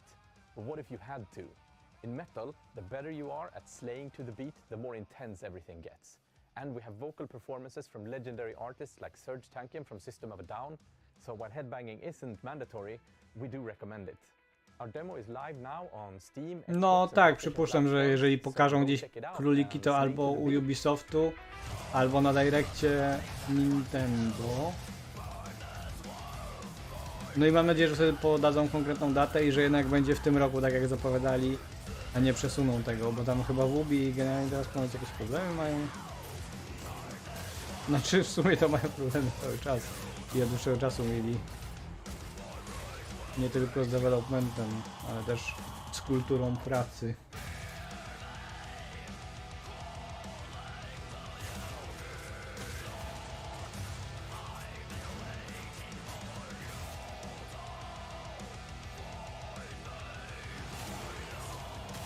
Tę grę to też chyba pokazywali rok temu i to całkiem dużo jej. I tu chyba też głos podkłada Troy Baker? Tak mi się wydaje. W ogóle jeszcze to już wyszła jakaś taka gra, gdzie właśnie do bitu trzeba strzelać, ale tam chyba to był jakiś roguelite i nawet chyba go kiedy kupiłem, ale po godzince chyba zwróciłem, bo jakoś mnie nie chwycił. To wygląda moim zdaniem ciekawiej niż tamto.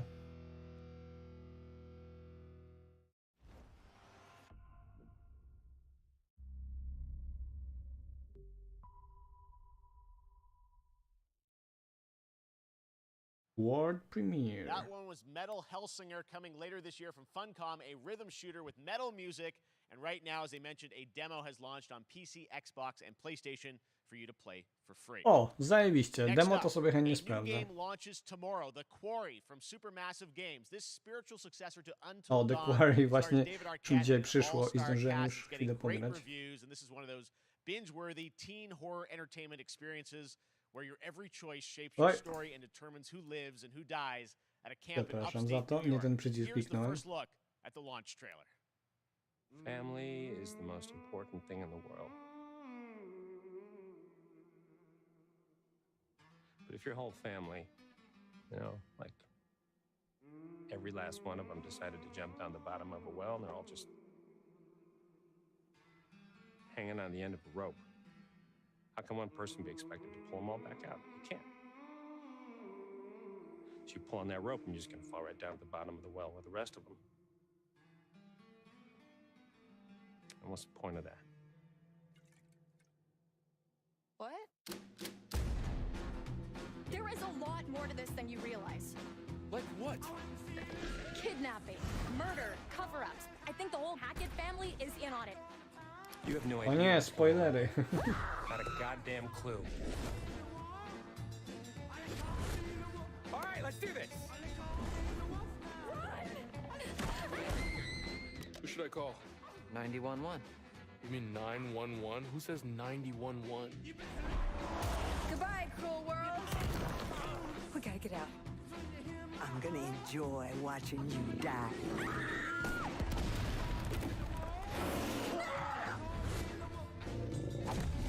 This isn't a ghost story. It's a creature feature. It's really happening and you're all in it.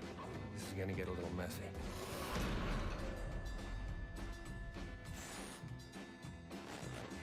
Them's the rules, you noob. Back at the Game Awards, we were proud to reveal Nightingale, a shared world survival crafting game from Reflection Games. Shared World Survival Crafting Game to są słowa, Deeper look at the game, including które its mnie innovative raczej realm nie card jarają, system jeżeli lets you chodzi o impact gierki. things like the weather pattern, resources, and challenges in this procedural realms. Here is your exclusive. Procedural, to też. Ile można? Cóż, przynajmniej ładnie wygląda. You're alone in the realms, I'm afraid. The portals are a mess. Not even sure if Nightingale made it. Given how fragile you humans are, I'd say that staying fed, dry, and rested should be your priority. If the portal arch is inactive, you'll need to make realm cards from rare resources. Once you have realm cards, you can activate the portal. Beware though. Foul things lurk in the interrealmic void, waiting to get in. Be ready with your axe pick.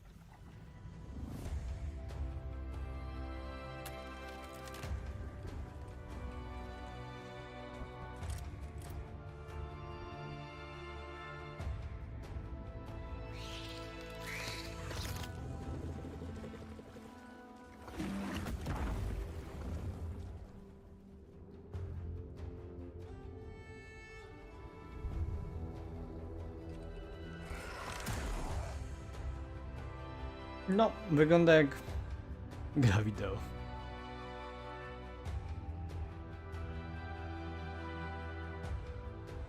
Aczkolwiek, no, jeżeli chodzi o tego typu gry, to przynajmniej unikatowy setting, więc jeżeli ktoś jest spragniony tego typu gier, to pewnie dla niego to będzie coś nowego, właśnie ten setting.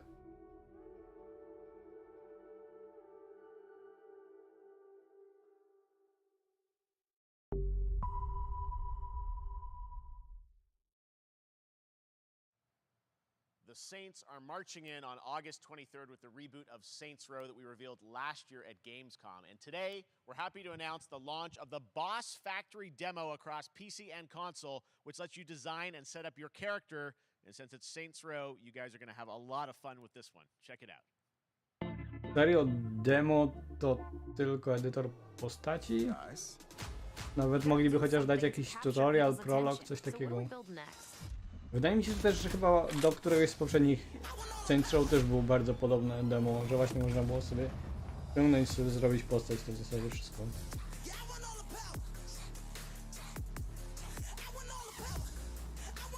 Ale w sumie dla ludzi, którzy spędzają w zasadzie najwięcej czasu w edytorze, to może już nawet nie będą musieli kupować gry.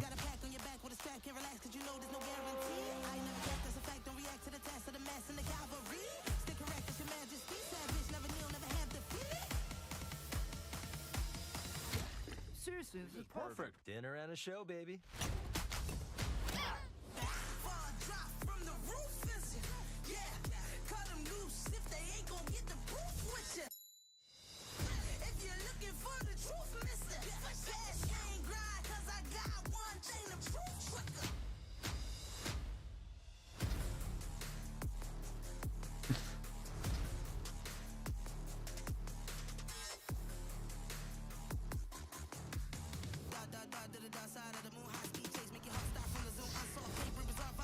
No cóż, szacun za to, że w sumie aż tyle pracy włożyli w sam edytor postaci.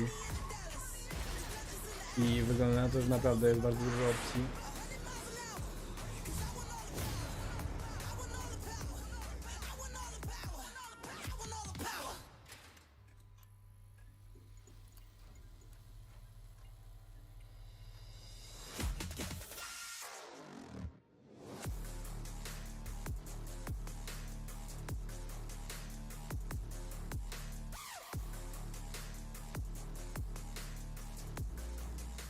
W sumie długie to całkiem, bo już 1,5 godziny leci i nie wygląda na to, żeby Next, we've got zbliżało do an końca. exclusive first look at extended gameplay of Warhammer 40k Darktide, Fat Shark's follow-up to the critically acclaimed Vermintide series. Darktide promises intense 4-player co-op action and terrifying enemy hordes to team up against. And it's out on September 13th for PC, on Steam, and exclusively on console on Xbox.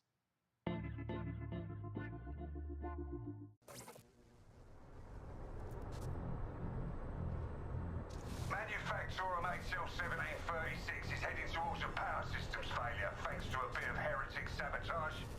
Tą grą bym się bardziej interesował, gdyby to nie było jednak nastawione na koopa. Bo shooter w świecie Warhammera 40 000 spoko. ale właśnie to, że trzeba mieć z kim grać, sprawia, że to nie jest gra dla mnie. Nawet mniejsza o znalezienie ludzi, ale po prostu ja jakoś nie lubię grać w gry multi. Chyba właśnie dlatego, że to wymaga całego takiego procesu umawiania się i tak dalej. I ja lubię właśnie gierki, które mogę sobie odpalić wtedy, kiedy dokładnie mam czas i sobie po prostu pograć.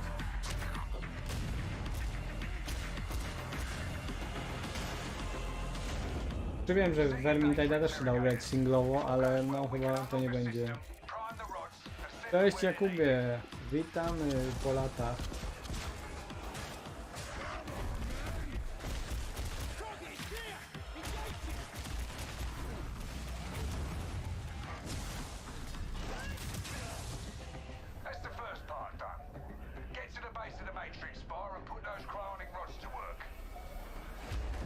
No chyba, że w tym, bo w Vermintide'ie ten tryb solo nie wydawał mi się dobrze zbalansowany. Może to zrobili lepiej. No zawsze też można teoretycznie grać z randomami. A pewnie będzie łatwo złapać randomów, bo gierka chyba ma być w Game Passie, więc pewnie, zwłaszcza na premierze, będzie dużo graczy.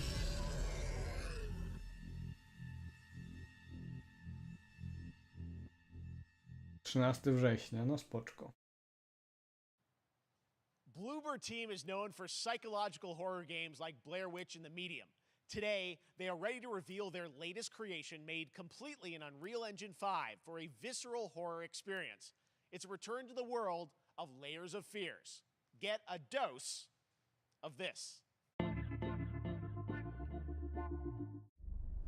Someone once said insanity runs in our family. Let it run.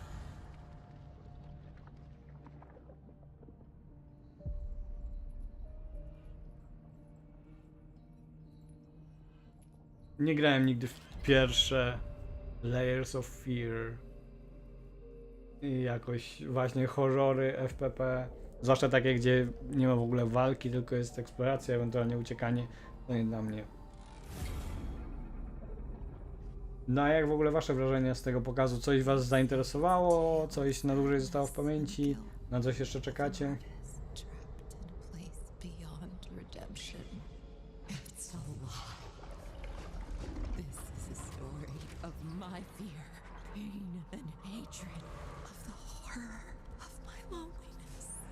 It is mine to tell. Now I see it. All this misery, all this suffering. Na chwilę was opuszczę, zaraz wrócę. Akurat ten trailer mnie średnio interesuje, więc dobry moment. Ciekawe, czy właśnie będzie za to chociaż ktoś z Bloobera zaraz przyjdzie, może coś opowie o grze.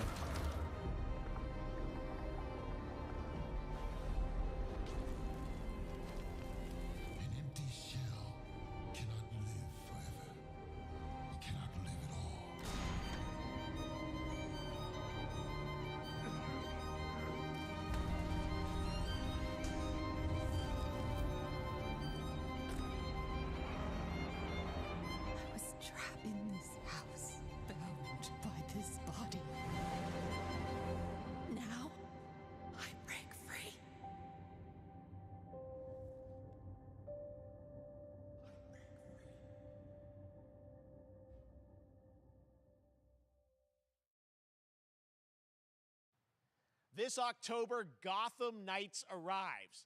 Batman is dead, and it's up to the Batman family, Batgirl, Nightwing, Red Hood, and Robin to protect Gotham. To give us an exclusive new look, let's head to Montreal to hear from executive producer Fleur Marty. Hello and warm welcome from WB Games Montreal. I'm Fleur Marty. I'm the executive producer on Gotham Knights. Today, we are thrilled to share more with you on one of our beloved knights, Nightwing. This showcase is the first in our character series, and we're really looking forward to share more with you as we continue working towards our launch on October 25th. No, już jestem. So, I hope you enjoy the show and stay tuned. No ja też właśnie tak nie miałem za bardzo oczekiwań. No tyle co mówiłem o tym Midnight Suns i tak dalej. I też, kurde, niby coś tutaj ciekawego było, ale teraz już zapomniałem, więc może nie było aż tak ciekawe. Znaczy no, Callisto Protocol, ten gameplay, no wyglądało jak Dead Space, więc bardzo, bardzo dla mnie spoko.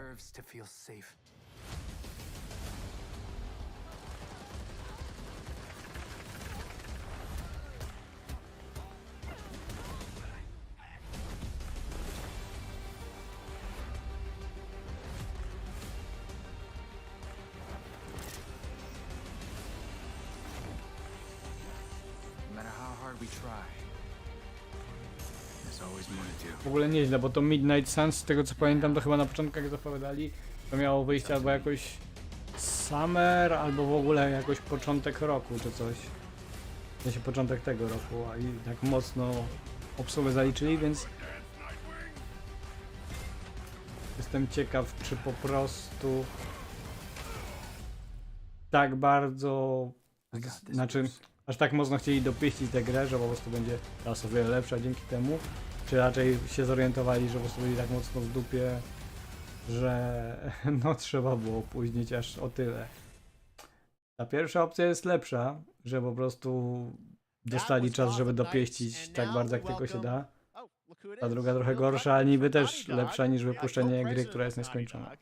Great to have you with us, Neil. It's been an eventful day on the internet for Naughty Dog fans, and I think we jinxed ourselves. We were joking about last night, like, watch the assets will leak, and lo and behold, that's what happened. Well, the good news is there's some stuff that hasn't leaked that we have lots to share with people about all things at Naughty Dog. But first of all, it is it's a big. O, czyli jeszcze będzie coś od Naughty Doga, co nie wyciekło, to ciekawe. Launched in June, and it's nearing its 2-year anniversary for Last of Us Part 2, which is hard to believe. Yeah, it's crazy. 9 years for Last of Us 1, 2 years for Last of Us Part 2, and we still hear from fans. They're still sending us letters and art, and these characters and this journey and this world mean so much to them. And it's just been kind of amazing. Like Last of Us Part 2 early this year passed a pretty big milestone. It sold over 10 million units. And that kind of support, that kind of success, we're so grateful to our fans. It has allowed us to grow as a studio, and now we can take on multiple projects, more than we've ever had at the same time. Może zrobią nowego Jacka and Dextera.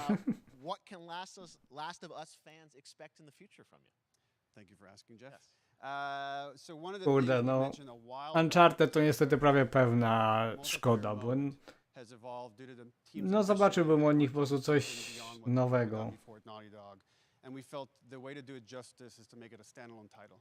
And they've been working on it for the past 2 years. Ambition has grown, and we're not quite ready to fully unveil it, but we're ready to lift the curtain a little bit and just give you like an update of where we're at. Okay, well, what can you tell us about this new standalone multiplayer game? Yeah, so we have a concept art that we want to show. But what I can tell you is that this game is big. Okay. It's as big as any of our single-player games that we've done, and in some ways bigger. A to ciekawe, że zrobili z tego. A to w sumie jest jakby łączy się ze strategią Sony, że teraz bardziej inwestują w tytuły takie live service i tak dalej, więc prawdopodobnie ktoś tam w Sony pomyślał, że w sumie może zamiast dawać to jako darmowy update do Last of Us 2, to zróbmy z tego oddzielną grę, za którą weźmiemy kasiorę. Albo damy do abonamentu tego tego tieru. Naughty Dog storytelling fused with multiplayer live game. It's something special. We can't wait to show it either. Okay, well, that's not all. We also have something that I've been reading about on the internet every day. It feels like up in Calgary, they're filming the Last of Us show for HBO, right? Yeah, so for the past year, we've teamed up with Craig Mazin of Chernobyl fame and HBO to adapt The Last of Us into a TV show. They've been filming, and it's pretty incredible. The stuff I'm getting back, when we're looking back at Naughty Dog, we can't help but feel emotional, because not only is it so good and the quality is so high, it's so authentic to what we've made in the game. I just I couldn't be proud of, like, again, Craig and that whole crew and everybody that's up there. And their last day of filming is tomorrow. So the entire series, last day of filming is tomorrow. Last day of filming is tomorrow. Craig is up there right now, kind of wrapping it all up. So it's pretty close. It's closer than you might think. And you actually got to direct one of the episodes? Yes, I think that really speaks to the kind of collaboration and trust that exists between Naughty Dog and HBO. They invited me to direct one of the episodes. W ogóle jakimś cudem przegapiłem, że na samym początku pokazywali, to chyba tak ja co nie wiedziałem co to jest, akurat nie patrzyłem, bo ustawiałem sobie mikrofon, że to będzie RTS w świecie Aliens, to spoko. Not only directing them, but seeing them do all the other episodes, they've thrown themselves at these roles for a whole year.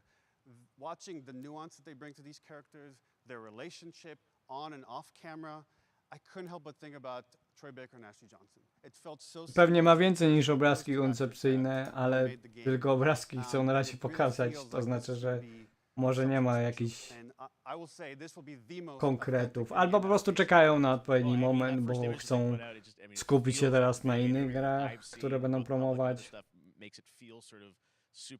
Skoro właśnie ten Last of Us remake ma wyjść we wrześniu, no to wiadomo, coś co będą chcieli mocno wepchnąć ludziom do gardła, jeżeli mają PS5. I hear you actually have a couple actors from the show who are going to join us here. We happen to have a couple actors here that are part of the show. We should bring them up. Okay, come on up.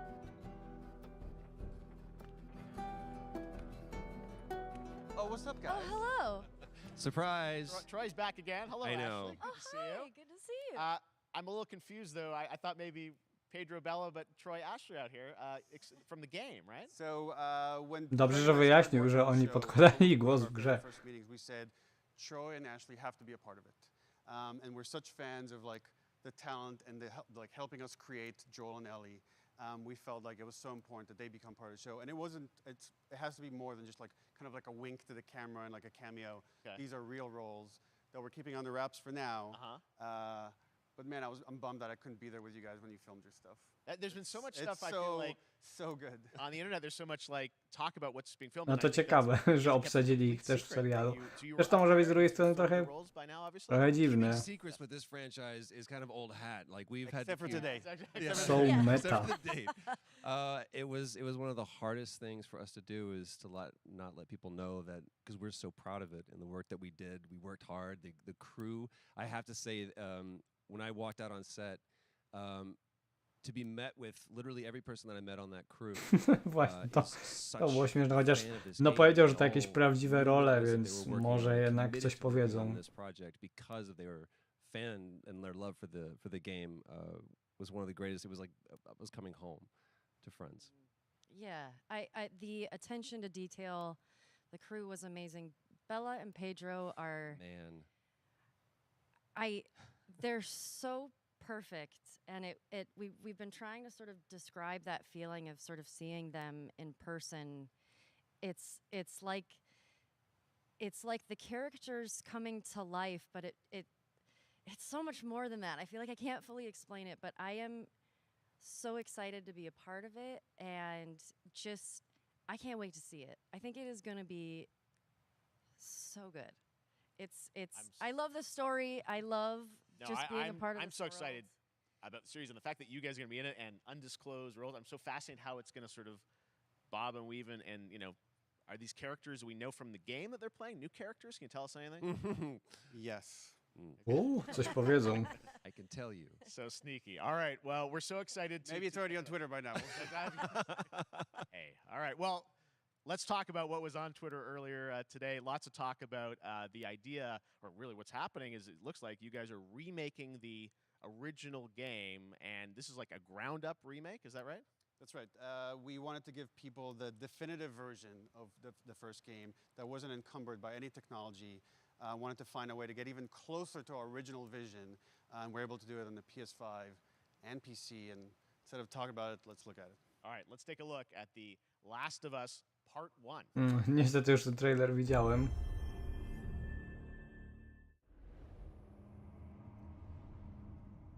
So why'd you leave Boston? Wydaje mi się, że ten projekt to po prostu taki łatwy hajs dla Sony, bo jednak niby zrobili wszystko od nowa, ale tutaj widać, że to są te same sceny, tylko z nowymi modelami i tak dalej. Przynajmniej tak to wygląda, patrząc na ten trailer, ale no oczywiście może się okazać, że jednak to było o wiele trudniejsze niż sądziłem, ale tak czy siak na pewno łatwiej niż zrobić grę zupełnie od nowa.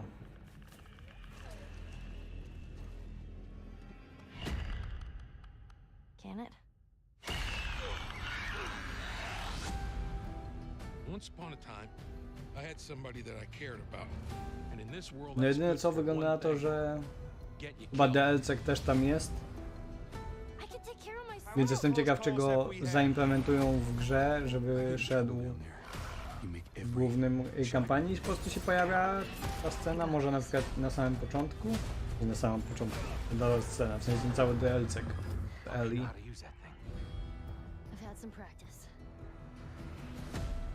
Czy też po prostu zrobią, że będzie dokładnie tak samo, że się po prostu wybiera z menu i można zagrać sobie albo w kampanii, albo w DLC. Truly one of my favorite games of the past decade. Guys, what's your reaction to that?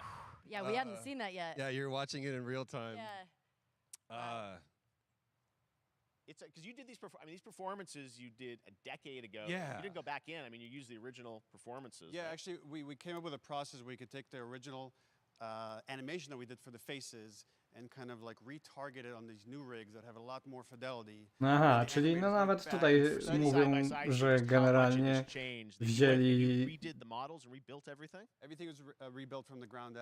wzięli generalnie wszystkie zapisy, performance'ów i tak dalej i przenieśli na nowy silnik. Great thing about these faces is that they're closer to the original performance. All the animators went and studied those videos and got it closer to what you did on set than we could have achieved before. And that's just like one of the things we could talk about, like this brand new AI, like all the combat is like No i redone. dla ludzi, którzy w sumie weszli jakby w świat konsolowego gamingu w tej generacji dopiero, razem z PS5, no to pewnie to będzie taka gra, którą chętnie kupią i zagrają, bo kiedyś tam słyszeli, że coś takiego było. Jakiś Last of Us. When was the last time you guys played the game? I actually played it again just to refresh my memory before working on the show. I was just a glutton for punishment, and I went straight from playing part 1 straight into part 2. And so the last time that I played literally would have been 2 years ago, since we're celebrating the anniversary of part 2 coming out. So I mean, it looks like I'm definitely going to be up for another playthrough with this. I can't wait to go back because you guys did such an amazing job on that original game, and it's really when you play it, when you see it in motion, it's really night and day from what it used to be. I imagine that think of the Last of Us 2 combat, but kind of that back in the Last of Us 1. Well, it's the whole all the new animation system, the new AI system, everything we've learned on like Uncharted 4, Last of Us 2, we apply to this again to give that definitive version. Just to give a quick shout out, this project is headed up by Matthew Gallant and Shauna Sky, and you'll hear a lot more about it and see a lot more about it over the coming weeks leading up to the release September 2nd on PS5. All right, and shortly thereafter on PC. We will look forward to it. Now, Neil, you've talked a lot about games directed by other people. What are you directing? You still making games? Still making games. I haven't given up my day job. It's a little early to talk about it. Maybe if someone in PlayStation wants to leak it, then we can talk about it now. Otherwise, we'll save it. But you do have a new project. Do have a new project, but we'll save it for another Summer Game Fest. Okay. Okay, well, we'll see. We'll try and save it. All right. Troy, Ashley, Neil, thank you so much for dropping by Summer Game Fest, and I am so excited that The Last of Us is returning, as you said, in September. So thanks, guys. Appreciate it. Thanks, No właśnie, kurde, to nawet nie jest, nie wygląda na taki prawdziwy remake w takim razie. Ciekawe, czemu na przykład nie zrobili remake'ów w podobnym stylu Unchartedów, które wyszły w czasach PS3. No kurde, The Last of Us właśnie ma oryginalną wersję na PS3, ma remaster na PS4 i teraz będzie miał jeszcze remake na PS5. Zaliczy 3 generacje.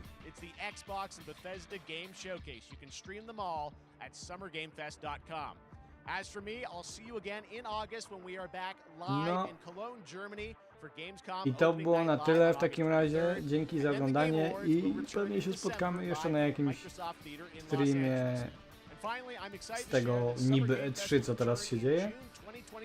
No. Trzymajcie się i do zobaczenia. Miło było wznowić streamowanie chociaż na chwilę.